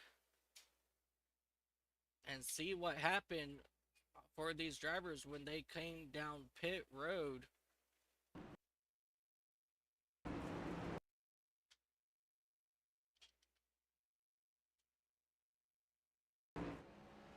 As you see Lengel come down to get into their pit stall, and they missed their pit stall and had to reverse, and just that little bit amount of time, that just shows how important it is. But it looks like a lot of these drivers actually only taking 2 tires, and so that is why Bridget had to restart all the way back in that 10th spot. But she has now made the pass on Lowe. Not Lowe, but on Benjamin Hackinson, as Bridget's making a run on Griffin Holt in that number 34 Toyota Dr. Pepper machine. And Bridget will make that run out of turn number 3 so easy. And that'll bring them back up to that 3rd spot. And now they've got their eyes set on Bianca. They come out of the corner once more. We have just 68 laps remaining this time by. There's still plenty of time for Bridget to get back up to the front. But the question is going to be is how much pressure And blocking will Bianca and Bryce give Bridget, knowing that they are possibly the ones to keep an eye on for the remainder of this race. Bianca Constantinu is going to have to put some Monster Energy in that gas tank when they come down for fuel once again, because whatever is in this Mobile 1 Toyota Camry, they've got the good stuff in that. So I think they need to get some Monster Energy put in that number 57, aka number 6 machine. We are going to sit here and watch Bianca and Bridget here on the front straightaway as they now come down into turn number 1 once again. Bridget getting right towards that rear bumper. Only maybe about 3 car lengths separates the two as they come screaming through turn 2. And now heading down this back straightaway as Bianca gets a little bit sideways once again. But here comes Bridget looking to make a move. This time heading into turn number 3. Gives a little love tap to Bianca. That sends Bianca way up the track. And Bianca bounces off the wall just a little bit. And that's going to give Griffin Holton, that number 34 Dr. Pepper machine, a run to the inside. But Bianca is holding him tight as they come out of turn number 4 down this very long straightaway. Bianca has got that help from Benjamin Hackison, as Hackison will also make a run on Griffin Holt and will take over that number 4 spot. And now, with all that excitement done and over with, we are going to watch Bridget try to catch Bryce. How long will it take? We are on lap 95, and she's got just about 1.3 seconds before she can get to the rear bumper of Bryce Benton in that number 18 machine. As we come back here, let's go ahead and take a look at some further action going on back here. Griffin Holton, that number 34, he wants to get back around Benjamin Hackison. And as here he comes making that move along this front straightaway. And Griffin Holtz is going to take that air that Bianca is tearing up for him as he makes that move. And that just shows right there how much the draft will make a difference, as he used the air that Bianca broke up, and that put less resistance of air in front of him, and he was able to make that run on the front straightaway. And as we see here, Benjamin Hackison trying to make a move now again on Benjamin Holt. But now they have company in the makes of Anthony Garcia in that number 26 DuPont Chevrolet, and Asher Henson in that number 8 Slurpee machine, as they are now side by side once again. Griffin Holt wants that position, as he will stay right behind Benjamin. And here comes Anthony Garcia to the inside of Holt, and he wants that number 5 spot as they run side by side through the short chute down into turn number 2. And it looks like Anthony Garcia's got his nose just ahead of him. And here comes Asher Hansen making his run 3 wide on this back straightaway. What an incredible run by the 8 of Asher Hansen as he takes over that number 5 spot. As these drivers came out of turn 2, he said, nope, watch this. And he passed them both 3 wide down that long straightaway. As you see Anthony Garcia now finally getting around Griffin Holt. And here comes Carson Haglin onto Griffin Holt in that number 34 machine, as he now makes his move, as Holt looked to make the move on Griffin, but as Holt was making the move on Garcia, and he had to back it down. You guys, I just got all excited and I forgot where I'm at, who's who, how to pronounce names. Let's get back to this, as you now see Joe Berg in that number 13 machine making a run on the inside of Carson Haglund, as he brings that Yankees number 1377 car as he gets into the wall, and that's going to slow him down even more. And that's going to allow the 16 of Philip Dorson to get onto his inside. And he's looking to take over that 9th spot to push Carson Haglund back to that 10th spot. He is unable to complete the pass, and Philip in that number 16 is going to push Thomas Bradner, and he's going to lock it down on the apron. And that's going to bring out a caution once again, ladies and gentlemen, as these two drivers made a little bit of contact, which sent Thomas Bradner for a spin out of turn number 1 in that number 3024 Exalta Chevrolet.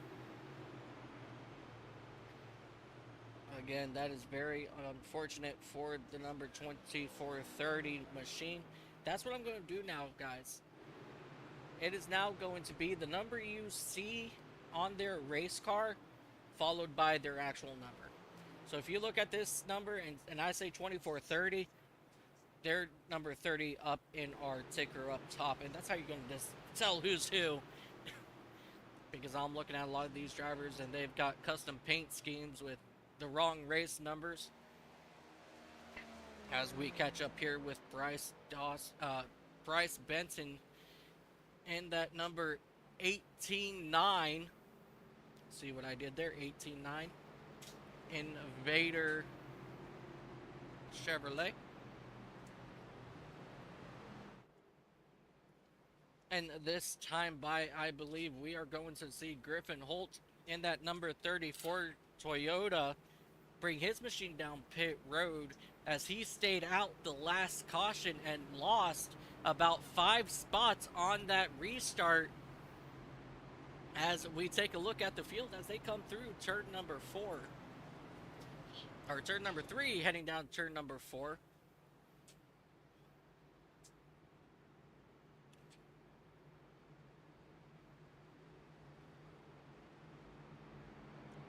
As it looks like Curtis Kelly in that number 24-6 machine, Excite battery, is going to get the lucky dog this time by. And here comes the rest of the field down pit road. It did not work out to Griffin Holt's chances, as everybody's coming down with him this time. As cars start making their way into their pit stalls, and they are all looking possibly for 4 fresh Goodyear tires.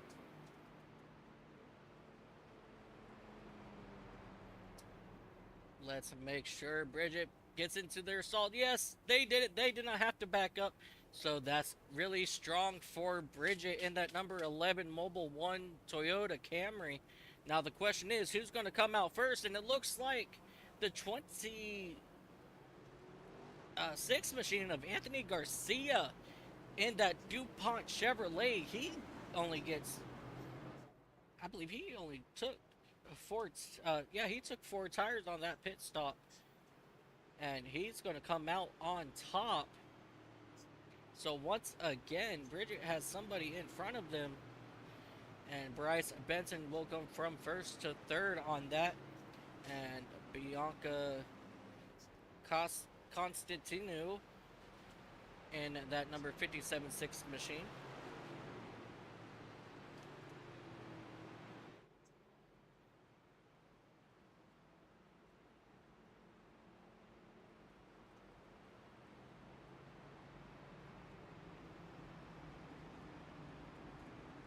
Bianca, Bridget, Bryce. These 3 drivers have been on top almost all race, as we have only 60 laps remaining in this event.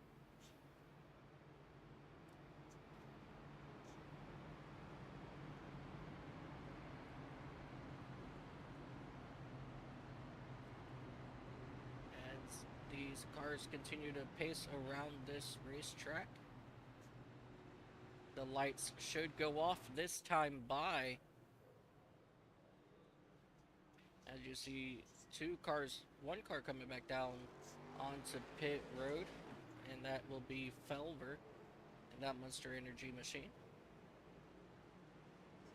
And Armstein will take a wave by. So he's going to get himself back here on the lead lap, I believe. Yep, that will bring him back onto the lead lap.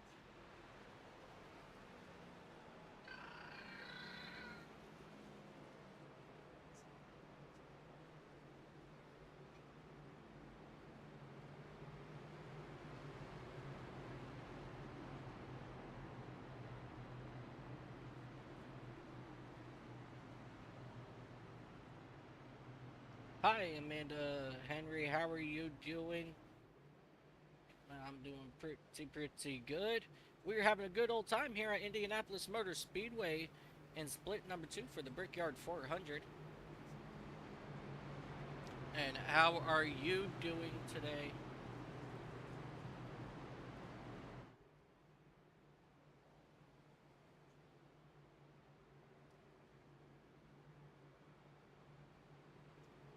As we take a look.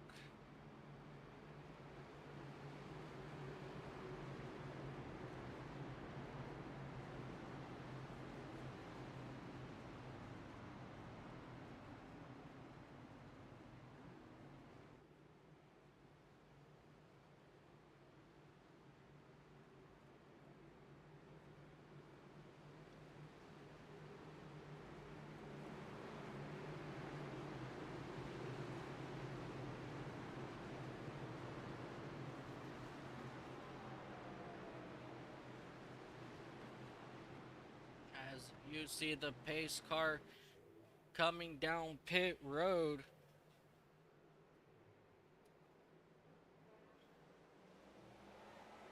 And we are green flag racing once again here at Indianapolis Motor Speedway. As you see, Garcia takes over the point, and we have strong racing going on behind them.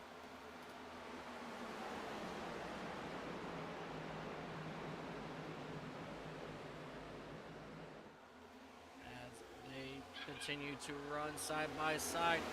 Bianca looking for a run on the inside here to take over that third spot, and she will make it happen, take over that spot from Bryce. And here comes Bridget back to the lead out of turn number 3. And here comes Bryce looking to take over that spot once again from Bianca. But Bianca takes it off as we have another caution, ladies and gentlemen. It looks like Cole Fitzpatrick. Let's take a look back and see what happened to Cole Fitzpatrick. He got loose coming out of turn number 2, and he will hold it down, not hit the wall, but that will bring out our caution. A very somewhat lazy spin for Cole Fitzpatrick in that number 27 machine. And so we are going to line them up and do it again. As you see Bridget Lingel take over that race lead from Anthony Garcia in that number 26 DuPont Automotive Finish Chevrolet. Bianca making her way back up into that third spot by passing Bryce Benson for that third spot. So he will fall back to 4th, and then Asher Hansen making sounds now here in the top 5. But we're going to line them up and do it all over once again. We should not expect to see anybody come down pit road this time by. As you see Bridget going down. I feel like she's probably going to come down, but they're going to stay out. Don't let the...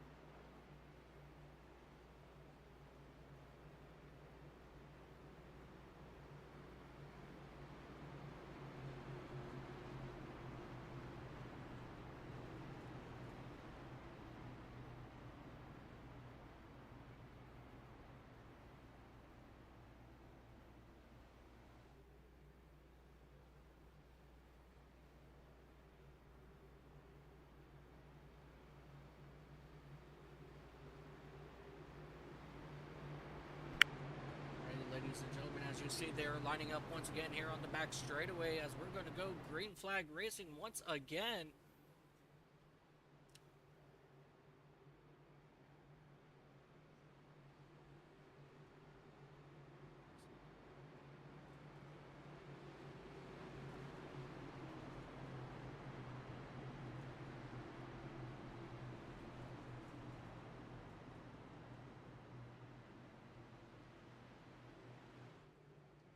As they now come through turn 3.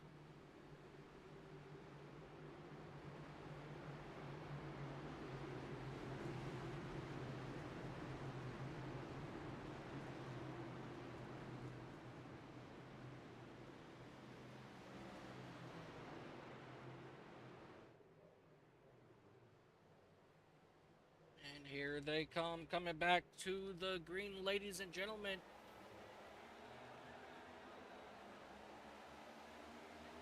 As they now pan out 4 wide back behind, as Bridget gets a decent restart here, and Bryce Benson trying to take over that number 3 spot from Bianca once again, coming through turns 2. And however, here comes the 8 of Asher Hansen trying to take over that 4th spot from take over that 4th spot from Bryce, as he cannot get it done, and he will get back behind Benson as they enter turn number 3. Bianca now placing pressure on the number 26 machine of Anthony Garcia as they enter turns number 4 to come down this long straightaway. And this is where Bianca has shined most of the race, is off that exit of turn 4. As you see here, Bryce making a run on Benson, or Bryce on Bianca, does not happen. Further back here, we see good racing all around here. As you see, Thomas and Brown are getting a little bit sideways, and they're going to try to go 3 wide on the exit of turn number 2. And this is all the way back here for that number 15 spot, or 16th spot, as these drivers run side by side. Let's head back up front here. As you see, Bianca finally got around, and we have one car all the way down, falling backwards. That's Carson Hagnall. As they come out of turn number 4, they will lose a good 6-7 spots, but he keeps it facing in the correct direction. And let's come back up here and catch up with Benjamin Hackinson, who's running around that outside line for that 5th spot. He's got pressure on the inside by Asher Hansen, as Hansen will take over that number 5 spot. Hansen doing phenomenal so far this race, as he has gained 23 spots since the start of this green flag drop, since the drop of the green flag, as we're coming down just to 51 laps to go. As you see, the number 18 of Bryce Benson putting pressure now on Anthony Garcia, and he will take over that number 3 spot. But don't look now, here comes the rest of the pack, now putting pressure on the back end of Benson as they dive down into turn number 1. We have really good racing going on here, as you see Asher trying to take over that number 4 spot from Garcia. As they come flying down, they're looking possibly go 3 wide, and the 15 gets spun around. The 8 is around as well. We have huge contact down on the back straightaway heading into turn number 1. Multiple cars involved, including the number 4 of John Groh. What an incredible, spectacular crash out of turn number, or down the back straightaway, I should say, as somebody got turned off of the nose of Asher. Let's go back, ladies and gentlemen, as far as we can go. As you see here, the 15 gets spun off the 8, and then the 8 just all heck breaks loose from there. You have the 35 machine, the 4, a lot of really good cars caught up in this one, ladies and gentlemen. As we're just going to go back a little bit here.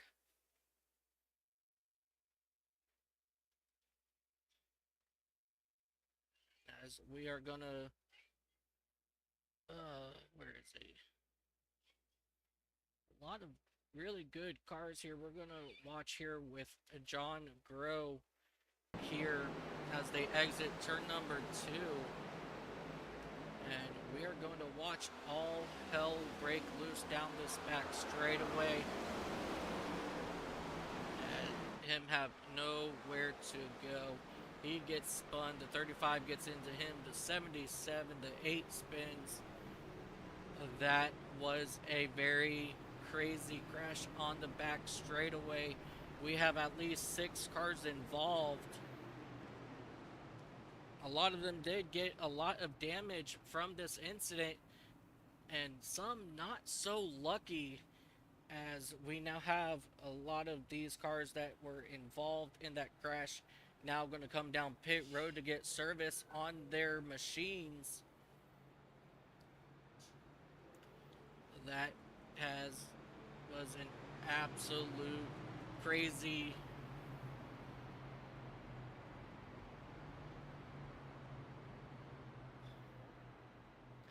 a lot of craziness there on the back straightaway.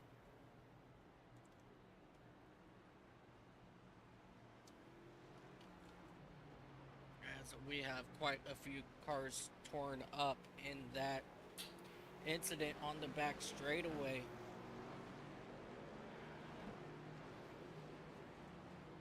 As you see here, Kelvin Mace, Paul Muma, Adam Duff comes back out on track. Pepe Fuentes, he comes back out on track after getting service on his machine. Dustin Matthews and John Crawford, Jeffrey Youngsters, they all come out back on track. This is going to be a very interesting restart for sure. Once again, we're going to have Bridget Lengel in that number 11 machine on the inside, with Bianca Costantini on the outside in that number 57-6 machine. These 2 drivers have been dominant and strong all race long, along with Bryce Benton in that number 18-9 machine. And don't forget Texas Pete of Esteban Monteros. Monteros. He's slowly making his way back up towards the front of this field.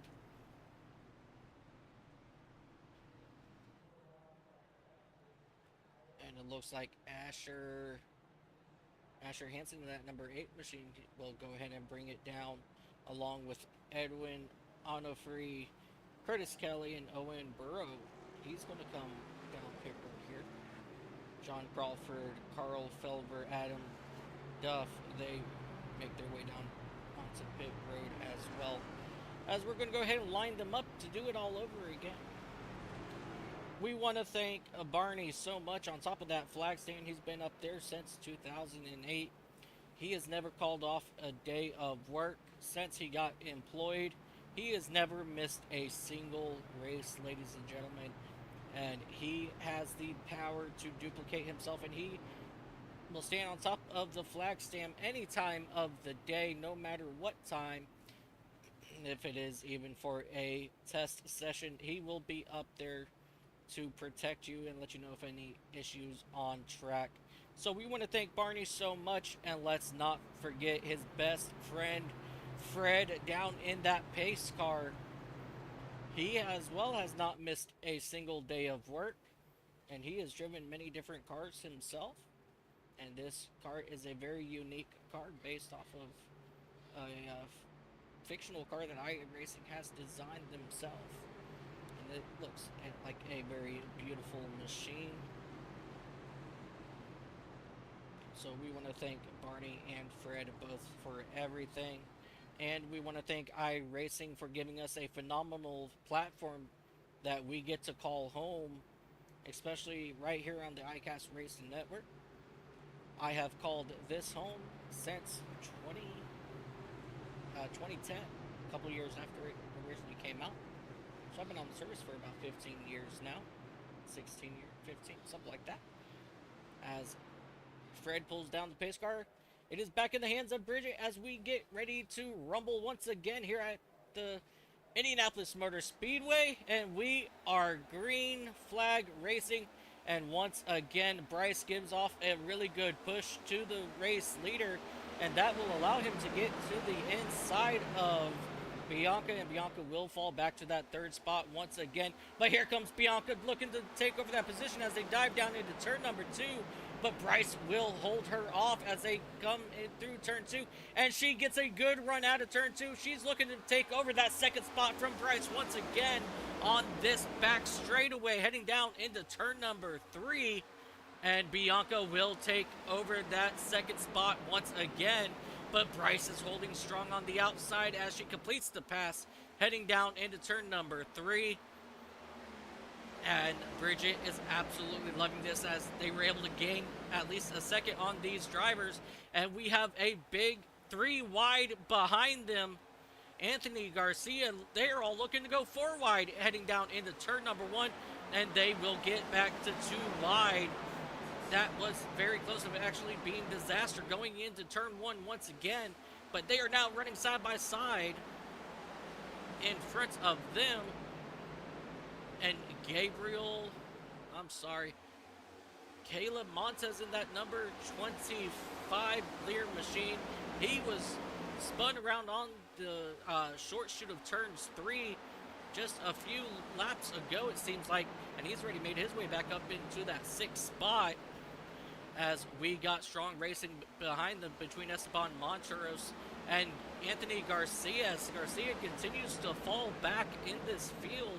He is trying hard to hold on to that number 9 spot. And here they come. Dustin Matthews looking to make it 3 wide, but he thinks twice, and he will settle down behind Anthony Garcia, and he'll run side by side with Esteban Monteros as they enter turn number 1.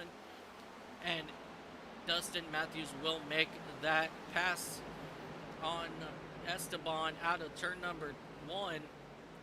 And now we have a good battle up here between the 27 of Cole Fitzpatrick and Carson Haglund in that number 8921 machine as they run side by side for that 6th spot. And that is going to allow Anthony Garcia in the number 26 to start reeling them back in as they continue to run side by side down this front straightaway. We are going to go 3 wide behind them with John Groh and company as they exit down into turn number 1, and they will decide not to go 3 wide as John Groh will back it out and allow Philip Dorsum and Esteban Monteros to get around. And it looks like we have trouble for Cole Fitzpatrick in that number 27 machine as he had issues. Oh, and we have the 16 around Philip Dorsum, and the caution wheel flag will wave once again for incidents on the back straightaway. We had 2 incidents happen there. And this one is going to be for Philip Dorsum in that number 16 Amico Ultimate Chevrolet. Let's go ahead and go back and take a look and see what happened.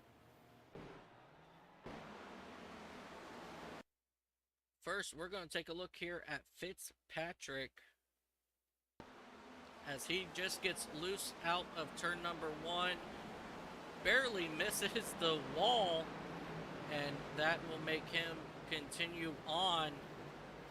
And then coming out of the corner, we see the 16 get loose. Let's go back and take a look, see what happened to him coming out of turn number 2.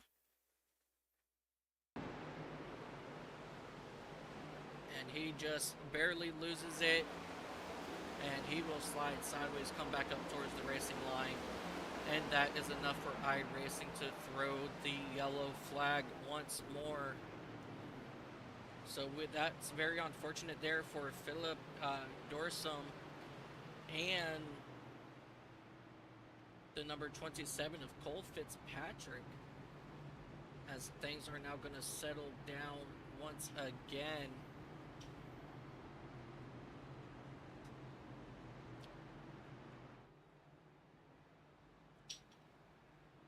And time is starting to tick away here, ladies and gentlemen. We're going to have about 42 laps to go.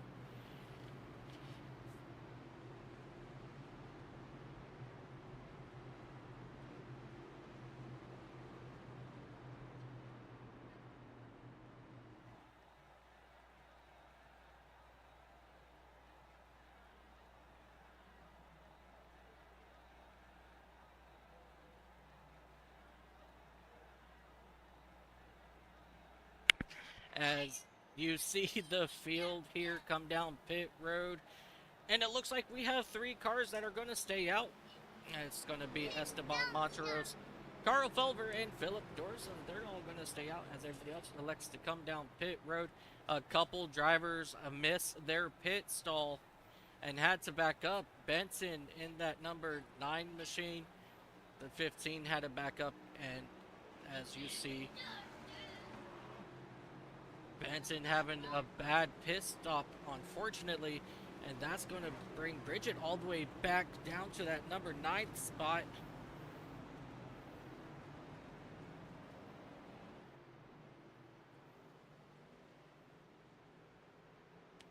And that was a very incredible run between Dustin Matthews in that number 19 Pokemon machine and Bianca Costantino.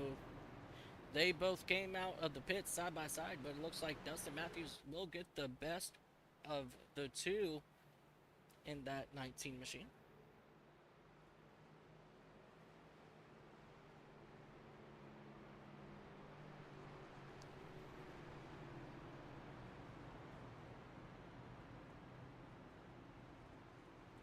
Let's come here and take a look. See what kind of chit chats that we are having here in chat, but nothing much seems to be going on currently in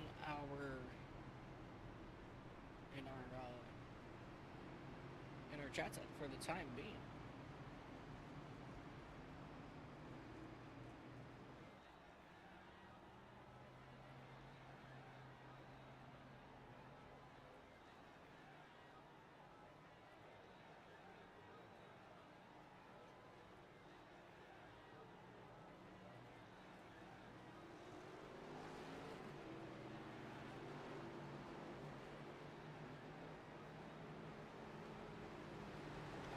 Alrighty, ladies and gentlemen, we're going to line up these cars once again and get things moving.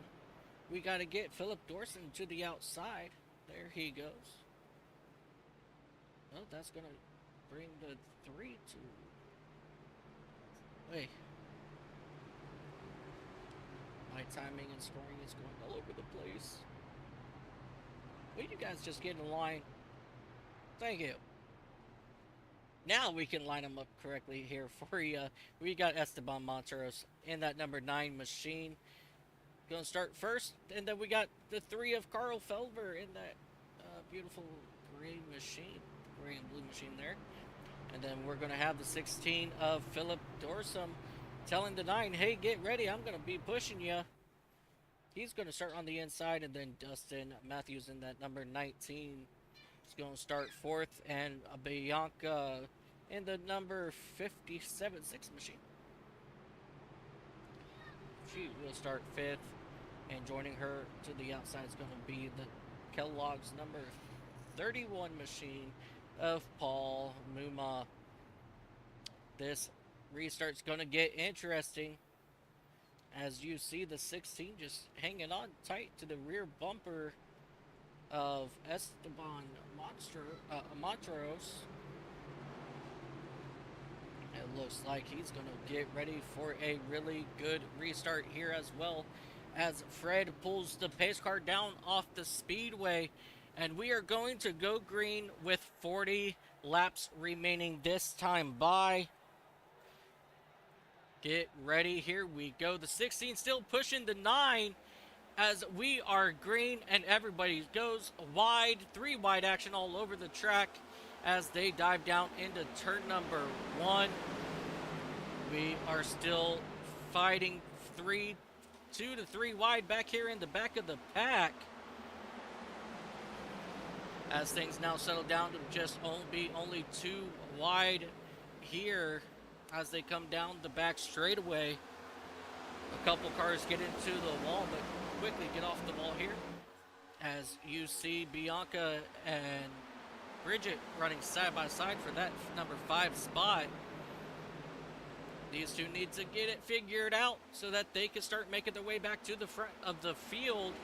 These are the 2 strongest competitors, I feel, of the race. So they just need to get single file and then start working it out and make their way back towards the front of the field. But let's come back here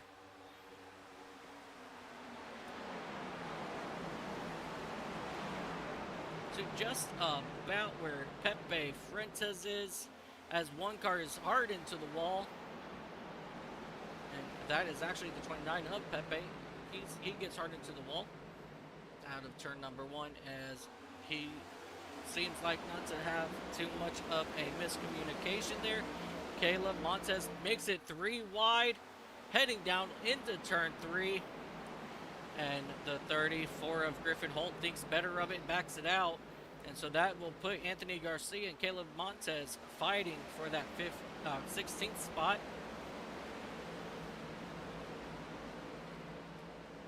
Let's head back towards the front of this field, as you see Bridget Lundell now working their way back up to that 4th spot. And here comes Bianca right behind Bridget. Single file they run, taking them off one by one. And this is exactly what I anticipated them to do. And we've got somebody far off the track behind, and that's going to be Carson Huglin, and he'll keep it off the racing surface. So we will stay green flag racing. So let's go back and take a look to see what happened to him as he exited turn number 2. As you see, he just gets sideways, heads down towards the wall, bounces off the wall. He makes major contact, and that's going to possibly put him down into pit road. But it looks like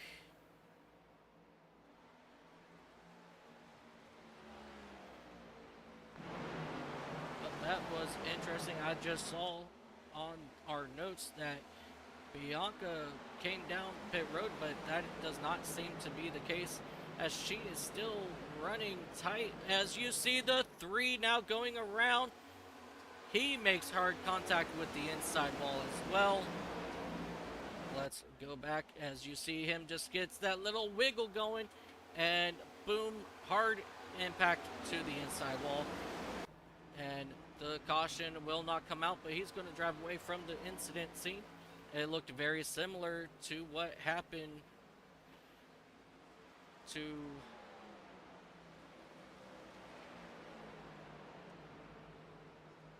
Carson Haglund in that number 21 machine. But both of these competitors here will continue to make progress. But don't look now here, ladies and gentlemen, while we're watching those replays. Bianca in that number 57-6 car. Bridget Lendl in that number 11 Mobile 1 machine. 2nd and 3rd. They have gotten around the other competitors, and now they've set their eye on Dustin Matthews in that number 19 Pokemon machine.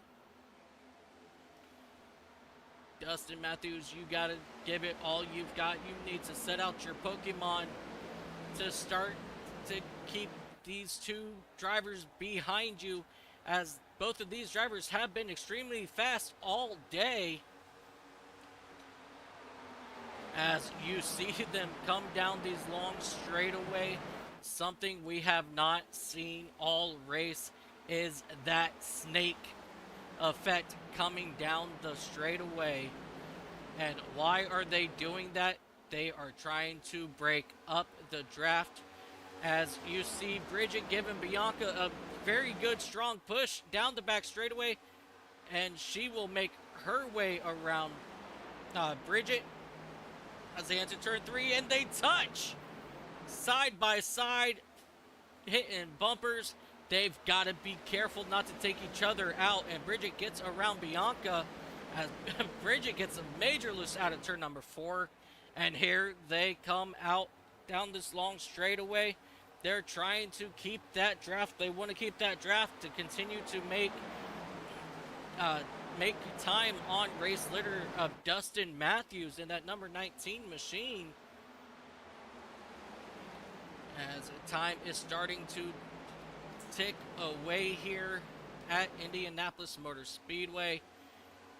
Bridget trying to keep that draft going with Dustin. Bianca right on the back bumper of Bridget as they head down into turn number 3.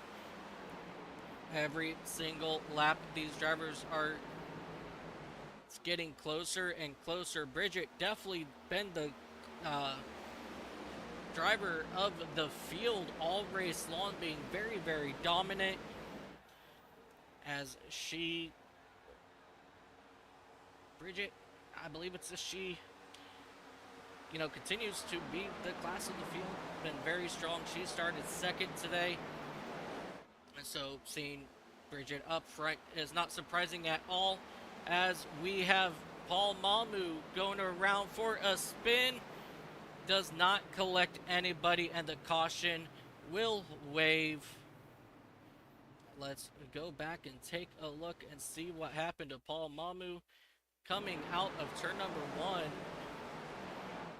The air just got taken off of their bumper, spins it out up towards the track. Everybody splits them. No harm, no foul to anybody. And the number 31 of Paul Muma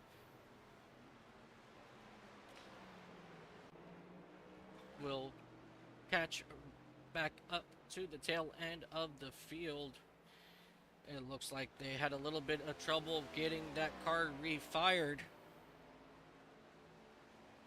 as Paul now makes his way in that Kellogg's Frosted Flakes Chevrolet to catch the back end of the field.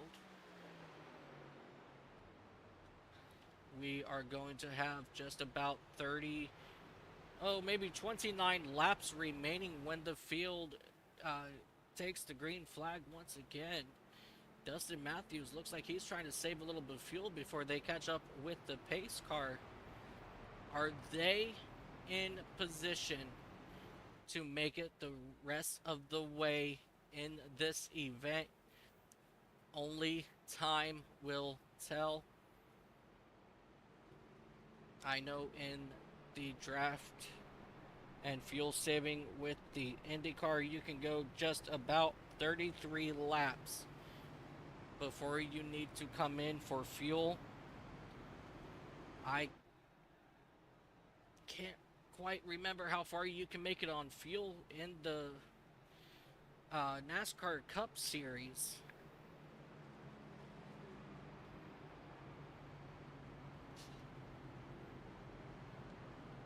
But let's ask a really good friend of mine as you see them come down. And there was a huge fake by a lot of these drivers. They even fooled me. I thought for sure a lot of these drivers were going to come down pit road to top off, but they fooled me.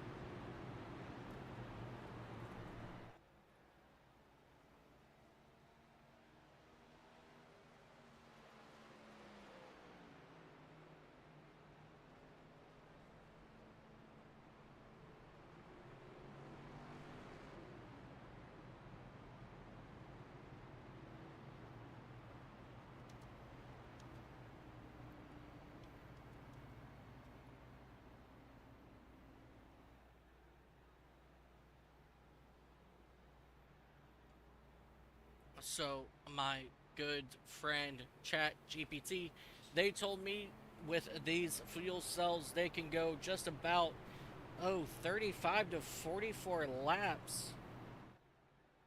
So your fuel windows roughly estimate about 35 laps. We have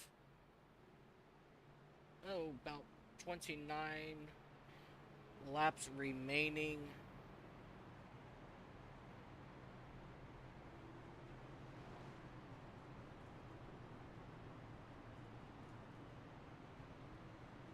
So this is going to be very, very close for these competitors, especially if we have a late caution.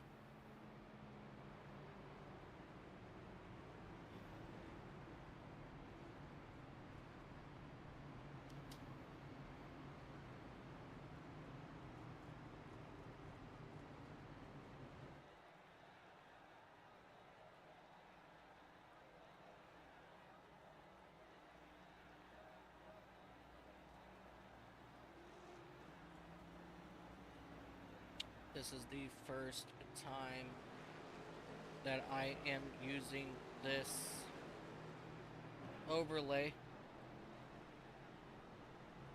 So as we take a look here, the last time they pitted was 12 laps ago.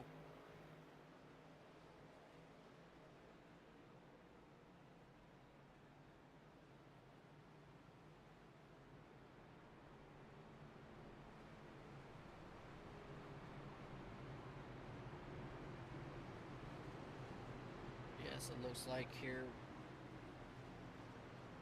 just for giggles while we're at it, let's look at the top 15 when everybody last pitted for lap 15.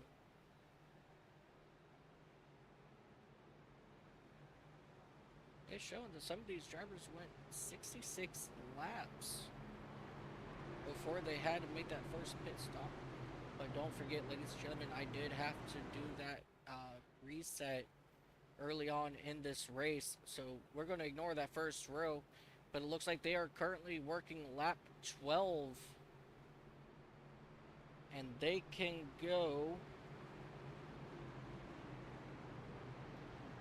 just about 35 to 40 laps a tank. So they will have 30 laps to go. That puts it at a 42 lap run to the finish, ladies and gentlemen. It is going to be extremely close on fuel for a lot of these drivers. And so this is something that we are going to have to keep our eye on, as the field will now come to the green flag. And we are back racing here at Indianapolis Motor Speedway. Dustin Matthews gets a good jump here, and Bianca is looking to make that run in that number 57-6 car. And Bridget Lingel will fall behind Bianca as they come now through turns 2. They once again, Bridget goes up the track and they have to get off the gas, and they will fall behind Bridget in that number 11 machine.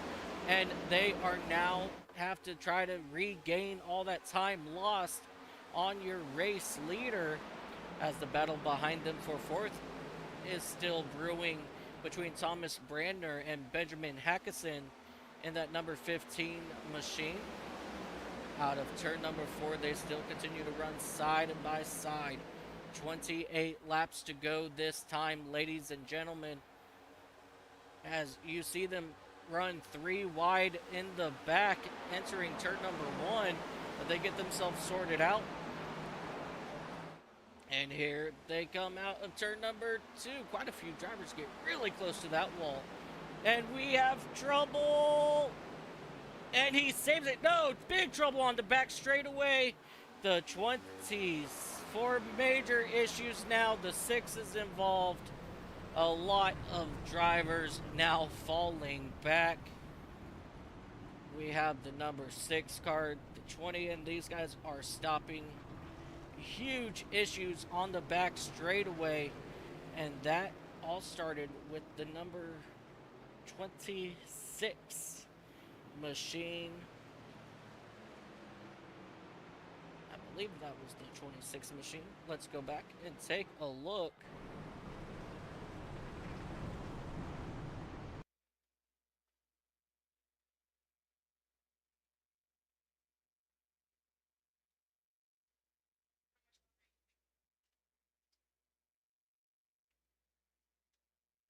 Let me double check, see who it was. Here we go. As they come out of turn number 2, we're going to take a look here of Gabriel Krefta in the number 14 machine.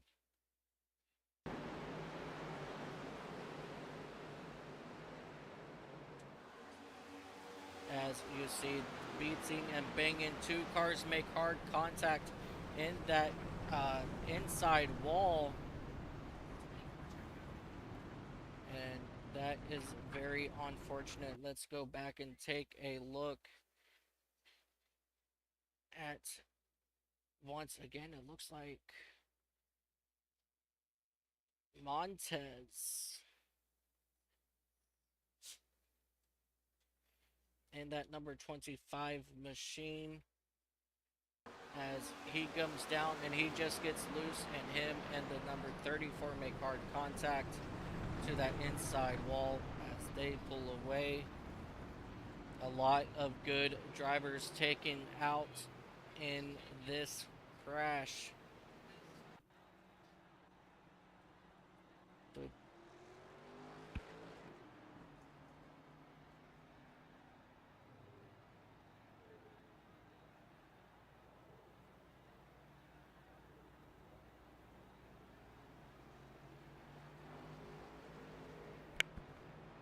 as you see, a lot of the competitors involved in that crash come down pit road to get service on their machines. This caution is going to be huge beneficial to a lot of these drivers, as they can continue to fuel save and pray that they don't have to come back down to the pits.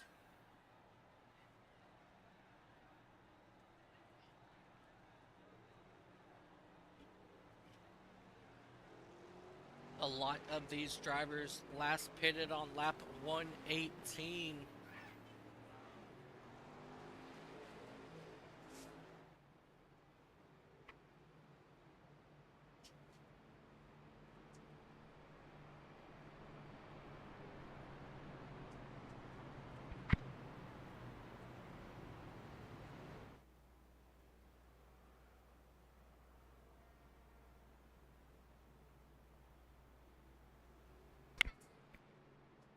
So you see these drivers come through turns 3.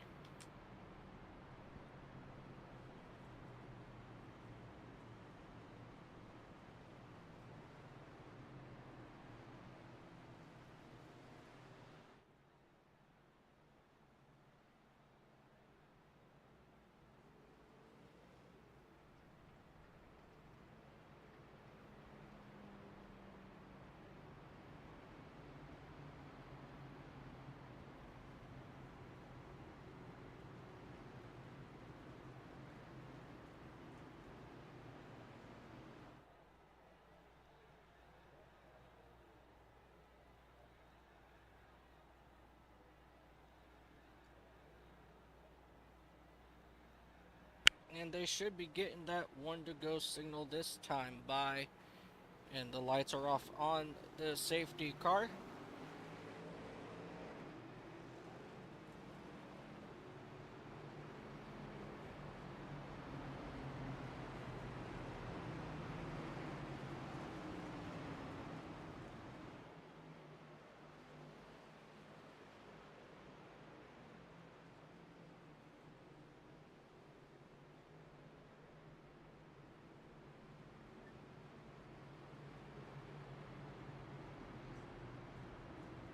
Bridget Langell in that number 11 Mobile 1 Toyota Camry will go to the outside of Dustin Matthews for this restart. And Matthews got Bianca Constantinu on right behind him. Bianca looking to make a statement here in the closing laps of this event, and we will have 24 laps remaining this time by when they take the green flag. Time is running out for a lot of these drivers, especially those in the back, and so we will have to wait and see what happens here. No matter what happens to your current race leader of Dustin Matthews, he can say he had one heck of a show, as he has gained 28 spots since the start of this since the start of this race, and so he's having a really good race today. Another one having a good race today is Adam Duff in that number 36 machine. He has also gained 27 spots since the start of this race. Alrighty, ladies and gentlemen, Fred brings that pace car back down the pit road, and Dustin Matthews will bring them to the green flag with 24 laps to go. The green flag waves once again here at Indianapolis Motor Speedway, and Dustin Matthews gets a really good run as they enter turn 3, and we have trouble behind them. We have Cole Fitzpatrick up in the wall. He got turned on the start. Let's go back, take a look at that here real quick. As you see, he just gets turned.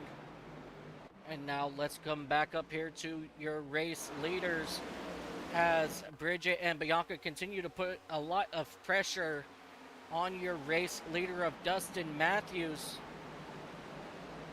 Let's fall back here a little bit to the number 9 of Esteban Montrose in that 6th spot. He's trying to take it away from the 36 of Adam J. Duff. Again, Adam in that number 36 machine has been having a phenomenal run so far. He's gained 29 spots since the start of this race. So he is doing an absolute amazing good job, as the 29 gets into the wall out of turn number 1. And there is no harm, no foul there. Let's come back up here to your race leader.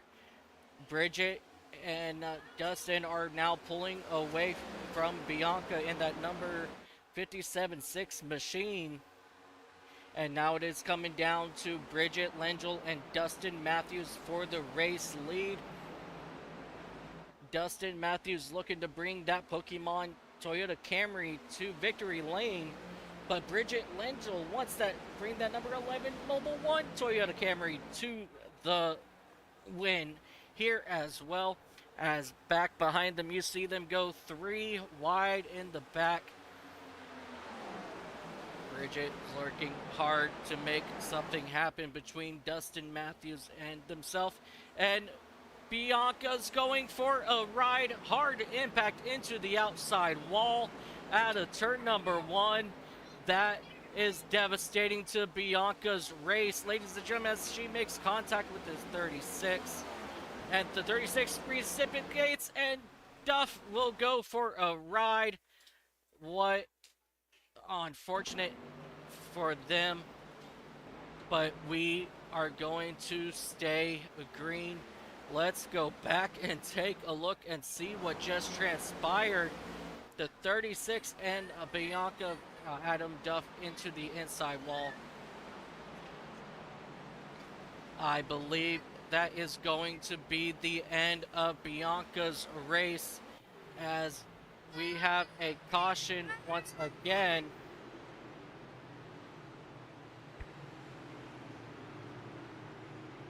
Let's come back here once again, take a look as to see what brought out our caution.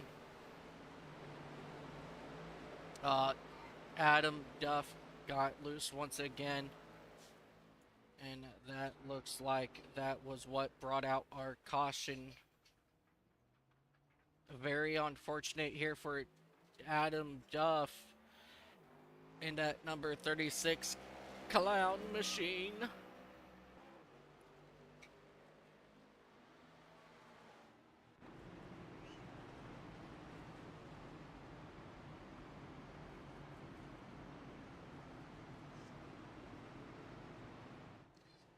If you guys are not watching the end of this race, things are about to get very interesting now with 20 laps remaining. Everything is going from good to worse to back to good.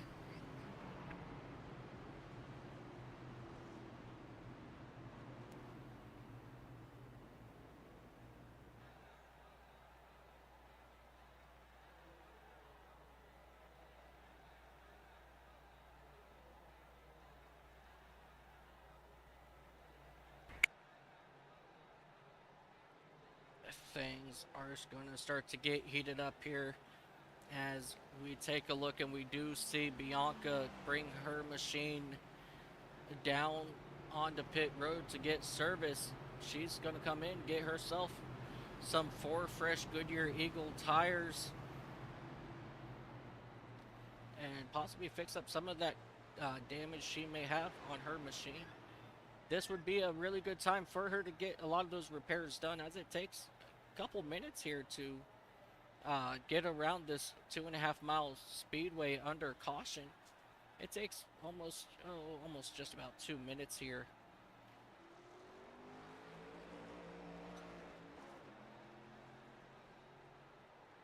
As you see, she's getting a lot of work done on her machine. We are going to come back up here towards the front of this pack. Dustin Matthews, your current race leader, he has done a phenomenal job so far this race, slowly making his way towards the front since the green flag. He has not really done much up until maybe the last 20 laps or so. He's slowly started making himself known as a potential winner of the Brickyard 400. Bridget Langle is no a stranger to the front of this pack.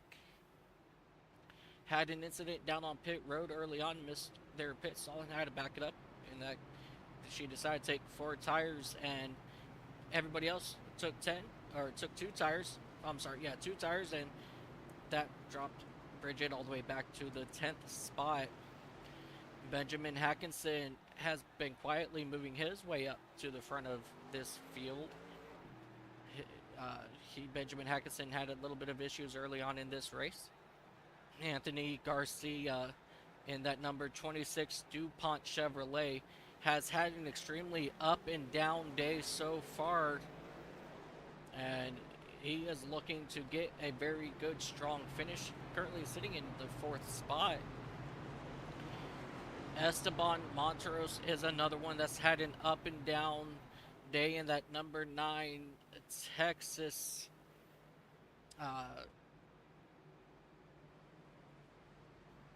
Pete Toyota.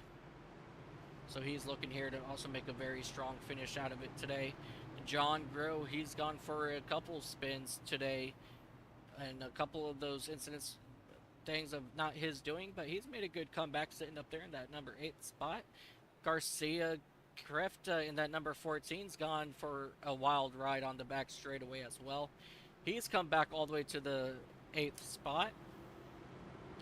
Asher Hansen in that number 8 Slurpee machine, he's done a good job as well, staying in the top 10 for a majority of this race. And Grifton Holt in that number 34 Dr. Pepper, he got turned around out of turn number 1 about halfway through this race. He's come back to that 10th spot.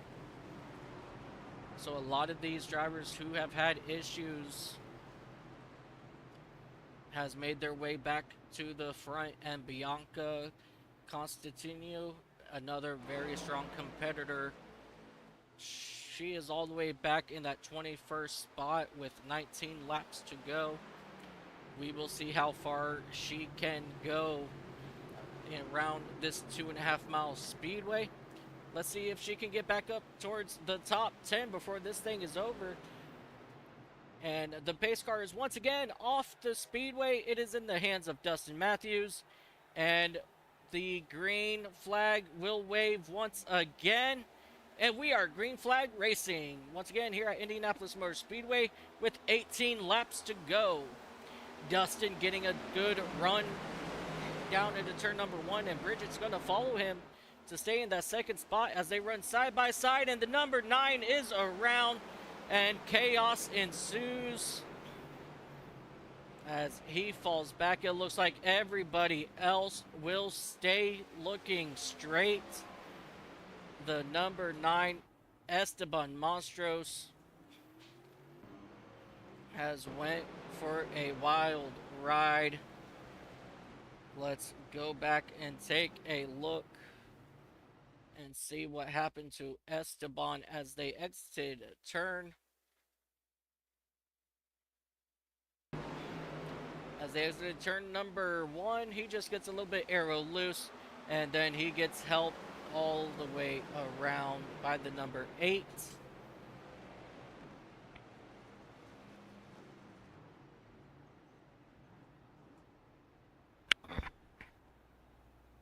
As you see Esteban Montrose turn that number 9 Texas Pete machine back around. And time will continue to tick away for Bianca in that number 57-6 machine. This is not what she wants to see this late in the race, because the more caution flags that come out, the less that she can work her way back to the front of this field. I am so sorry about that, guys. You don't want to see the UI. I apologize. But as time ticks down, like I said, the less time Bianca's going to have to get back up towards the front. Dustin Matthews and Bridget Lingel both are trying to save as much fuel as they can, because they are going to try to go the rest of this race without having to pit. But the only person who will not be saving fuel for the remainder of this race is going to be the people that just pitted a few laps ago. And that's going to be the likes of John Crawford, Pepe Fuentes, Edwin Onofre, Adam Duff, Caleb Montez, Kelvin Mace, and Bianca Bianca, Cole, and Esteban are now down on pit road to get service on their machines again. Bianca's not too happy with the way her car is still currently handling after getting extremely loose and getting some of that damage.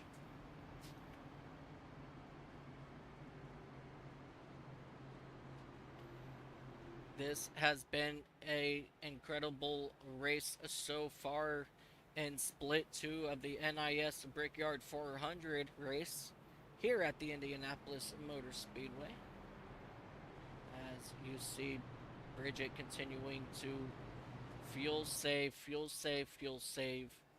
and that is what's going to bring it down to the end of this event. Are they going to be able to fuel save enough, or is somebody going to save more? And that is going to be the big question, as they should be coming down now to get that one to go signal to go green flag racing once again.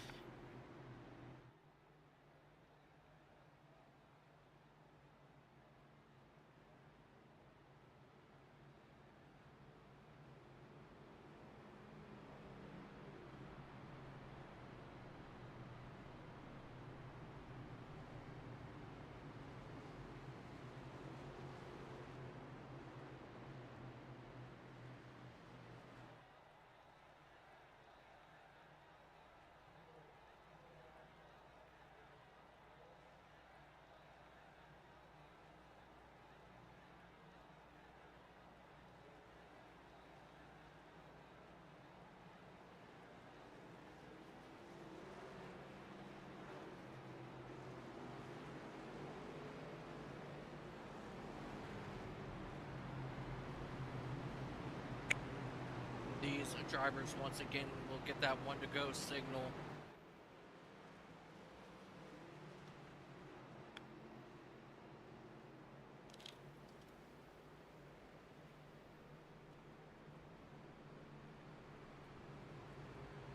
And they will line it up to do it all over again here at Indianapolis Motor Speedway. Dustin Matthew holding on to that race lead for dear life. But don't look now. Here comes Anthony Garcia. He will start in that, or restart in that number 3rd spot. This is the furthest up that we have seen Benjamin Hackinson. I'm sorry, Anthony Garcia. This is the furthest up he's been all race long. And actually, we can say the same for Benjamin Hackinson in that number 15 machine. Things are about to get extremely exciting with 14 laps remaining in this event.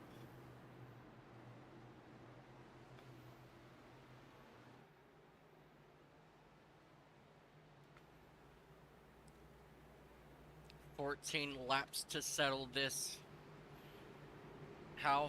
Who will come out on top? Will it be Dustin Matthews in that Pokemon machine? Will it be Bridget Lengel in that number 11 Mobile 1 machine? Or will there be a complete upset by Anthony Garcia in that number 26 DuPont Chevrolet? And how far can Bridget come back as we get the green flag once again? And we are racing once again with 14 laps remaining as Dustin Matthews gets back in front of Bridget to take over that top spot. And here comes Garcia to the inside to take over that number 3 spot from Benjamin Hackinson. But Hackinson's holding strong and gets into the outside, but that will not hurt him whatsoever as he actually pulls ahead a little bit here as they go 3 wide down into turn number 1. And the number 18-9 decided better of it of Bryce Benson as he's looking to make his way back towards the front of this field as well. Let's come back here and take a look. Bianca has not been able to make any spots up. She has been stuck back in that number 19 spot as time is ticking down, as we have good racing here going on between Asher Henson, as Asher, he gets passed by Bryson Benton for that number 5 spot. Benton slowly now making his way back up to the front of this field, as there is a lot more blocking going on in the final 13 laps of this event. If these guys don't settle down, we're going to see another caution if they are not careful, and that's something that we don't want to really see. We want to see these guys duke it out, as we have a battle now for the race lead. Bridget Lengel wants that position, but Dustin Matthews just gets that better run into turn number 1, and Bridget will have to settle down currently for that 2nd spot.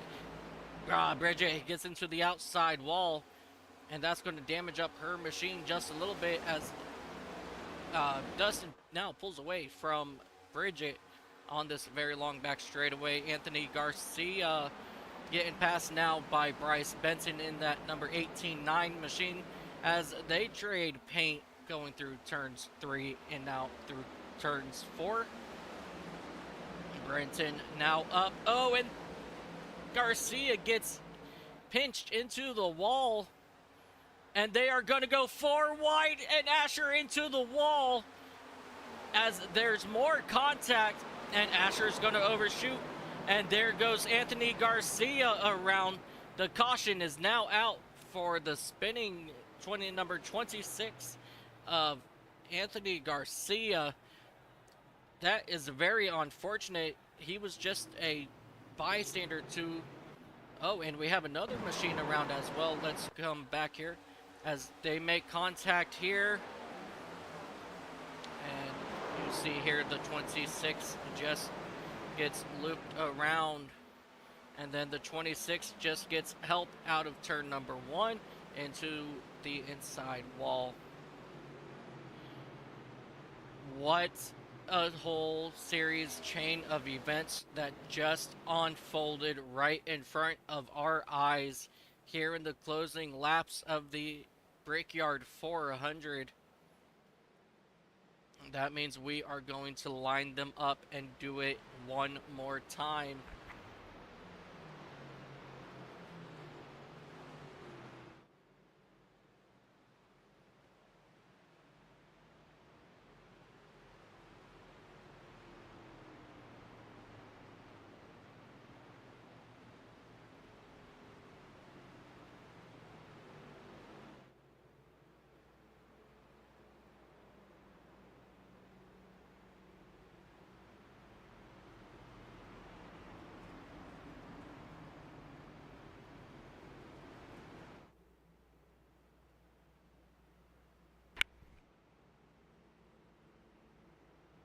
This is bad news for your top three of Dustin Matthews, Benjamin Hackinson, and Bridget Lengel in those machines, respectively, because the number 18-9 of Bryce Benton has made his way back into the top four, and that will put him right on the back bumper of the 11 of Bridget Lengel. When they take the restart, Bryce Benton has been one of the faster cars all race long. Had a little bit of an unfortunate issue early on, but he has slowly clawed his way back into the top five, and he has put himself back in contention to possibly win here today in the Brickyard 400. We have just about 2 laps remaining before we go back green. That means we are going to go green with just 7 laps to go. And things are about to get serious as we ride on board with Benton. This just shows you just about the banking here at Indianapolis Motor Speedway. This very slight banking here makes it so that you can go just a little bit faster in these corners than you would be able to if these corners were flat.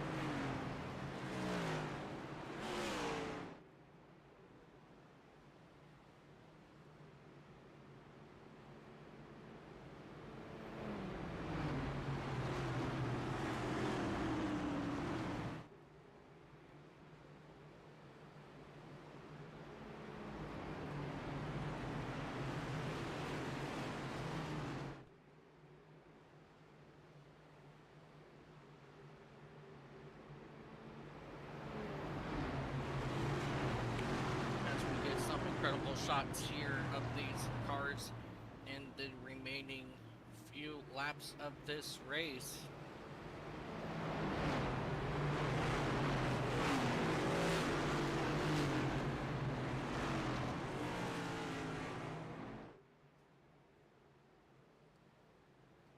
And we are going to line them up once again. Bianca has made her way up to that 15th spot, but we're only going to have 7 laps to go when they take the green flag. Unfortunately, I can't see Bianca coming back to the front, as the passing cars are going to get harder and harder with each car. So we are just going to keep our eye on the front 5 for now. In the final couple laps here, these drivers want this race to go green the rest of the way. And Fred will pull off the pace car, and it is in the hands once again of Dustin Matthews as they come down to take the green flag once again here at the Indianapolis Motor Speedway. And once again, Matthews gets a incredible jump as they are trying to think about going 3 wide down into turn number 1. Side by side, Bryce Benson's taking over, and we have one car spinning, and that's going to be Griffin Holt, and the caution will be out once again. Griffin Holt in that number 34 Dr. Pepper Toyota Camry has spun it around. Let's go back and take a quick look and see what happened. As you see, Holt just gets sideways and swings it back around and slides back up onto the speedway. And that was just enough for iRacing to call it. Time is definitely ticking down now as they have 6 laps remaining. They're trying to catch the pace car. We may go back green with 3 laps remaining, ladies and gentlemen. Things are really going to start to get intense now in the closing laps of this event.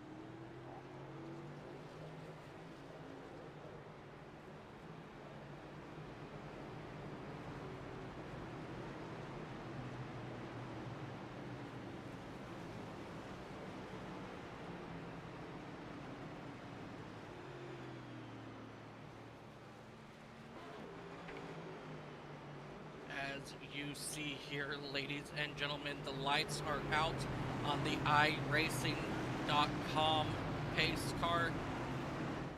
We will get the green flag next time by, and we will have 3 laps left in this event. 7.5 miles to go.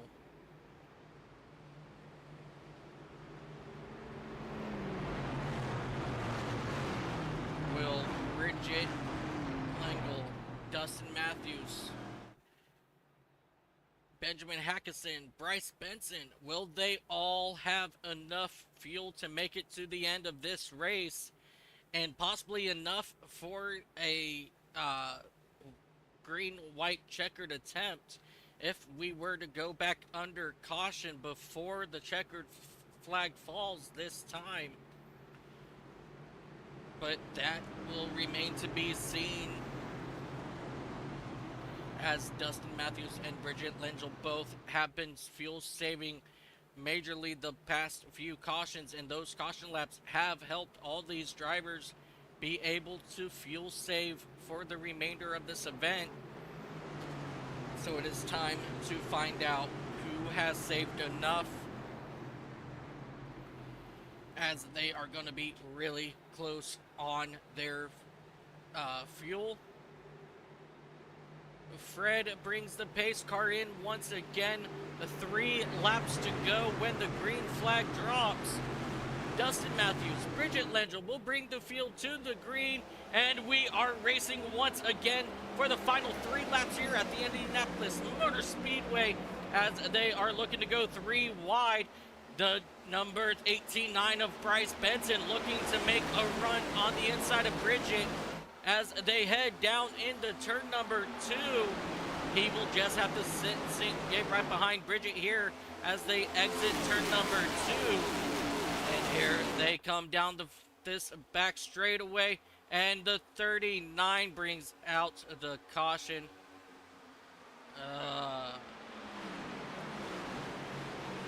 The 34 Griffin Holt will bring out the caution once more, ladies and gentlemen.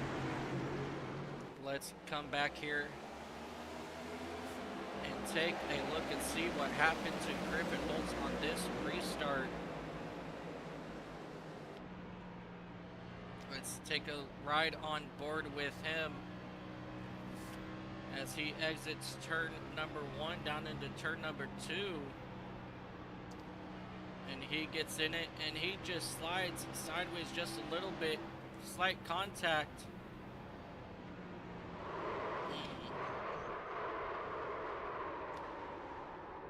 Ladies and gentlemen, unfortunately, that does look like a intentional caution, as we personally feel he had control of that race car. Then he induced a spin.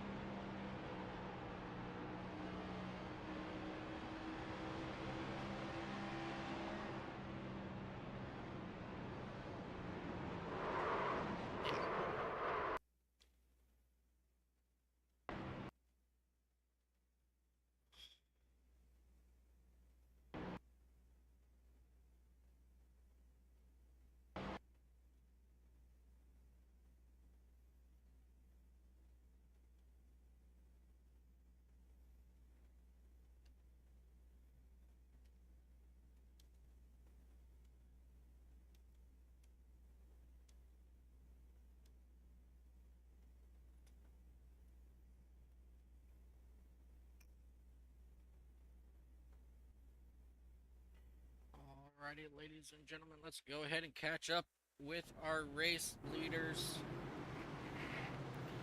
We are going to line them up for a green-white checkered attempt.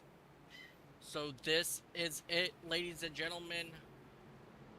We are now in the post-race. Now the true question now remains, ladies and gentlemen.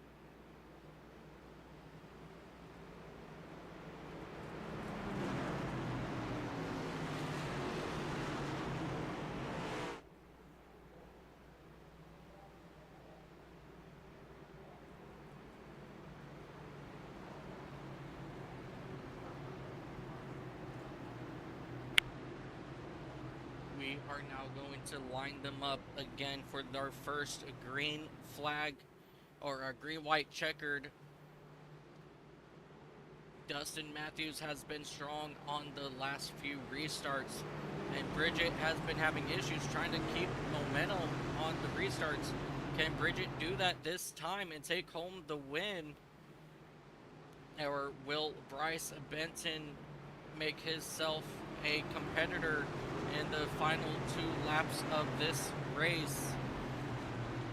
On this green white checkered, we are going to stay with our top drivers here today.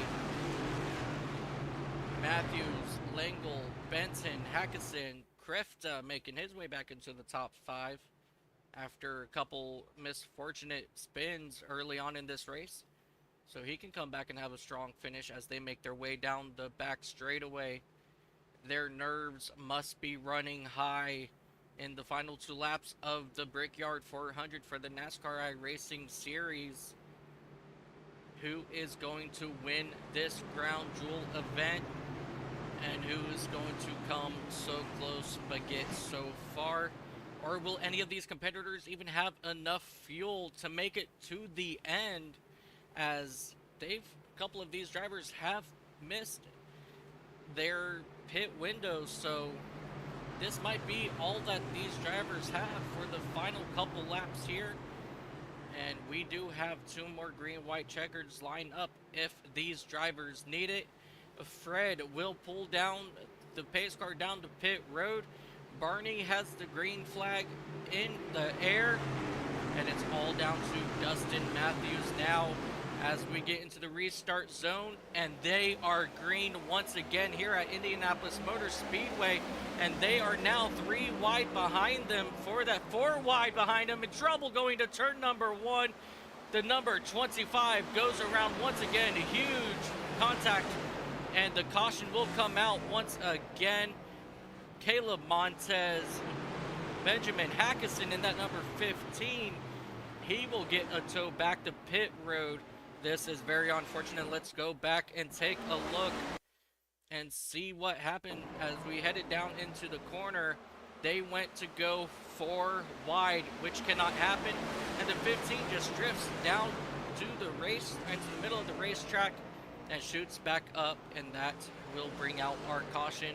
And we will line them up and do it again for another green-white checkered. And this time, ladies and gentlemen, Bryce Benton will start in that 2nd spot.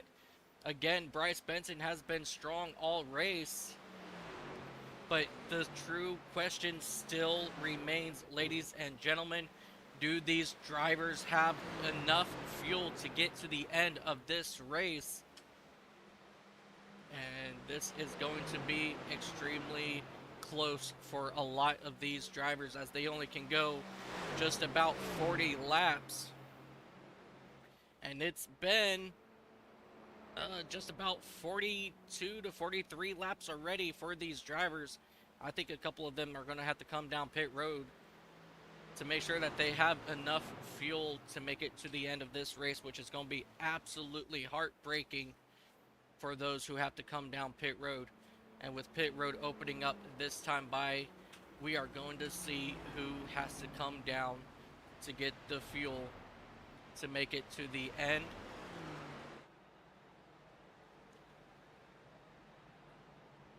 And it seems like everybody is staying out, so they feel that they have enough fuel to make it to the end of this race. But we do have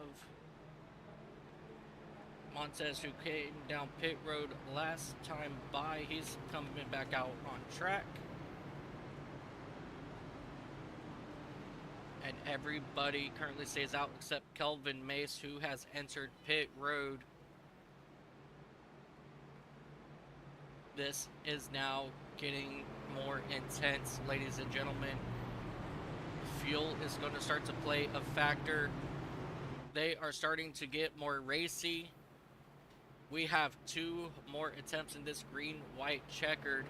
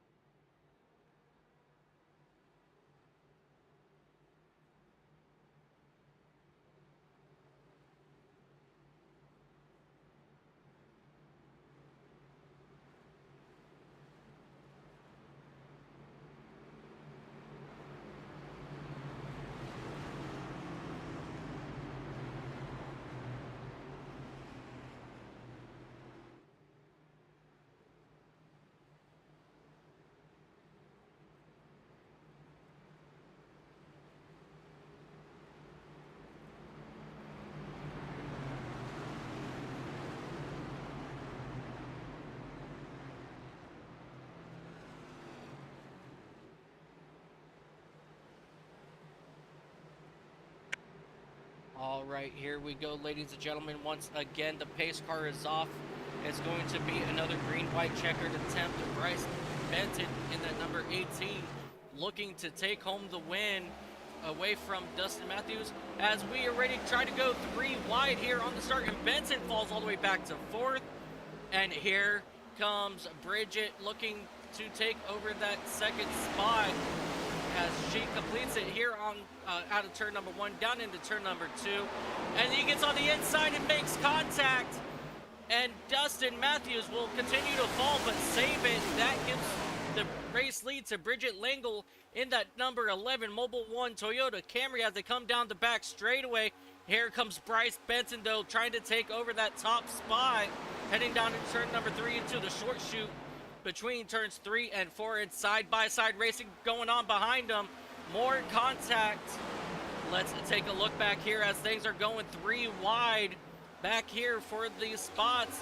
The white flag is out this time by for that number 11 Mobile 1 Toyota Camry as Bridget heads down to turn 1 for the final time.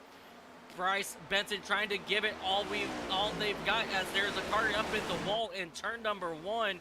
But we're going to stay right here with Bridget Lengel in that number 11 machine, coming down out of turn number 2 for the final time.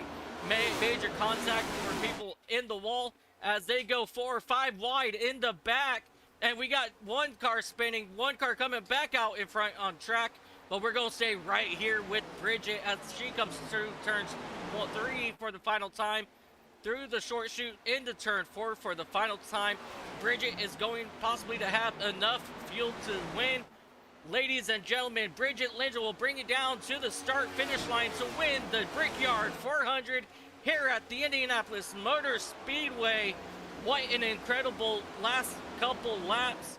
They were able to keep everything straight for the most part, just have a couple issues. Bryce Benton just fell short on that, and a couple heartbreaks for some drivers. But one notable one I want to pick up here is Bianca Constantini, as she made a critical mistake, fell all the way back to the 21st spot, and in less than 7 laps she went from 27th all the way to 8th. That was an incredible turnaround for Bianca to get back up into that top 10. But ladies and gentlemen, your race leader and winner of the Brickyard 400 once again. Whoa, and we have some extracurricular activities as the Pokemon car goes around for the final time, which is all right because it does not matter now. As you see Bianca coming up to give Bridget a congratulatory wave bye. And whoa, that was close. But ladies and gentlemen, let's slow this down just a little bit here, and let's go ahead and take a look at our final results for this running of the Brickyard 400. And this all here is presented by Logan's Removal Solutions. Just ignore that. And the Fast Action Racing League, ignore that as well. But ladies and gentlemen, your race winner, Bridget Langell in the number 11 machine. Bryce D. Benson made a strong comeback to finish second. Edwin Onofree in the number 35 machine. Pepe Frutes makes a incredible comeback from early spins and comes all the way back up to 4th. John Groh in that number 4 John Deere machine also had a strong comeback after getting caught up in that massive accident on the back straightaway. Esteban Montrose comes back strong for 6th spot in his number 9 machine. Carl Felver also caught up in that big, huge crash on the back straightaway. They come back all the way to 7th as well. Bianca, again, like we said, she fell all the way back to 27th and worked her way all the way back to 8th in the closing laps of this race. That was an incredible comeback. Paul Muma in the number 31 will come home 9th, and Asher Henson will come home 10th. Curtis Kelly in the number 24 machine will come home 11th. Caleb Montez, Dustin Matthews, Anthony Garcia, and Cole Fitzpatrick will round out your top 15. 16th will go to Philip Dosam. Adam Duff will come home 17th, and Gabriel Kriefta fell all the way back to that 18th spot.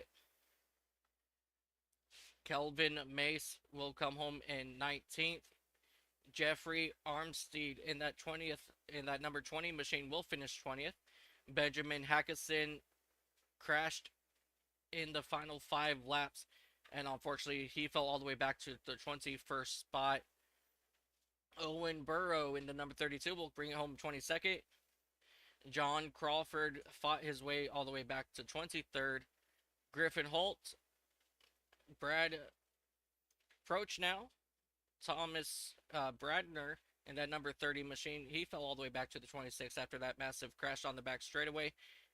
And Carson Hogland in the number 21 machine will bring it home in 27th. Joe Berg in the number 13. Sang Woo in the number 23 machine. Reagan Schulten in the number 1 will bring it home 30th. Chris Hall in the 5. Ethan Connor, Jordan Herring, Tyler Orr, Nicholas Russo, and Chris Hargroves will round out your field. Ladies and gentlemen, thank you so much for joining us right here on the iCast Racing Network. And thank you so much for iRacing to bring us this incredible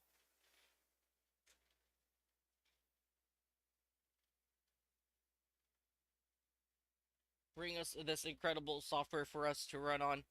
And congratulations once again to your race winner. And until then, ladies and gentlemen, until next time, happy time zones, and see you next time.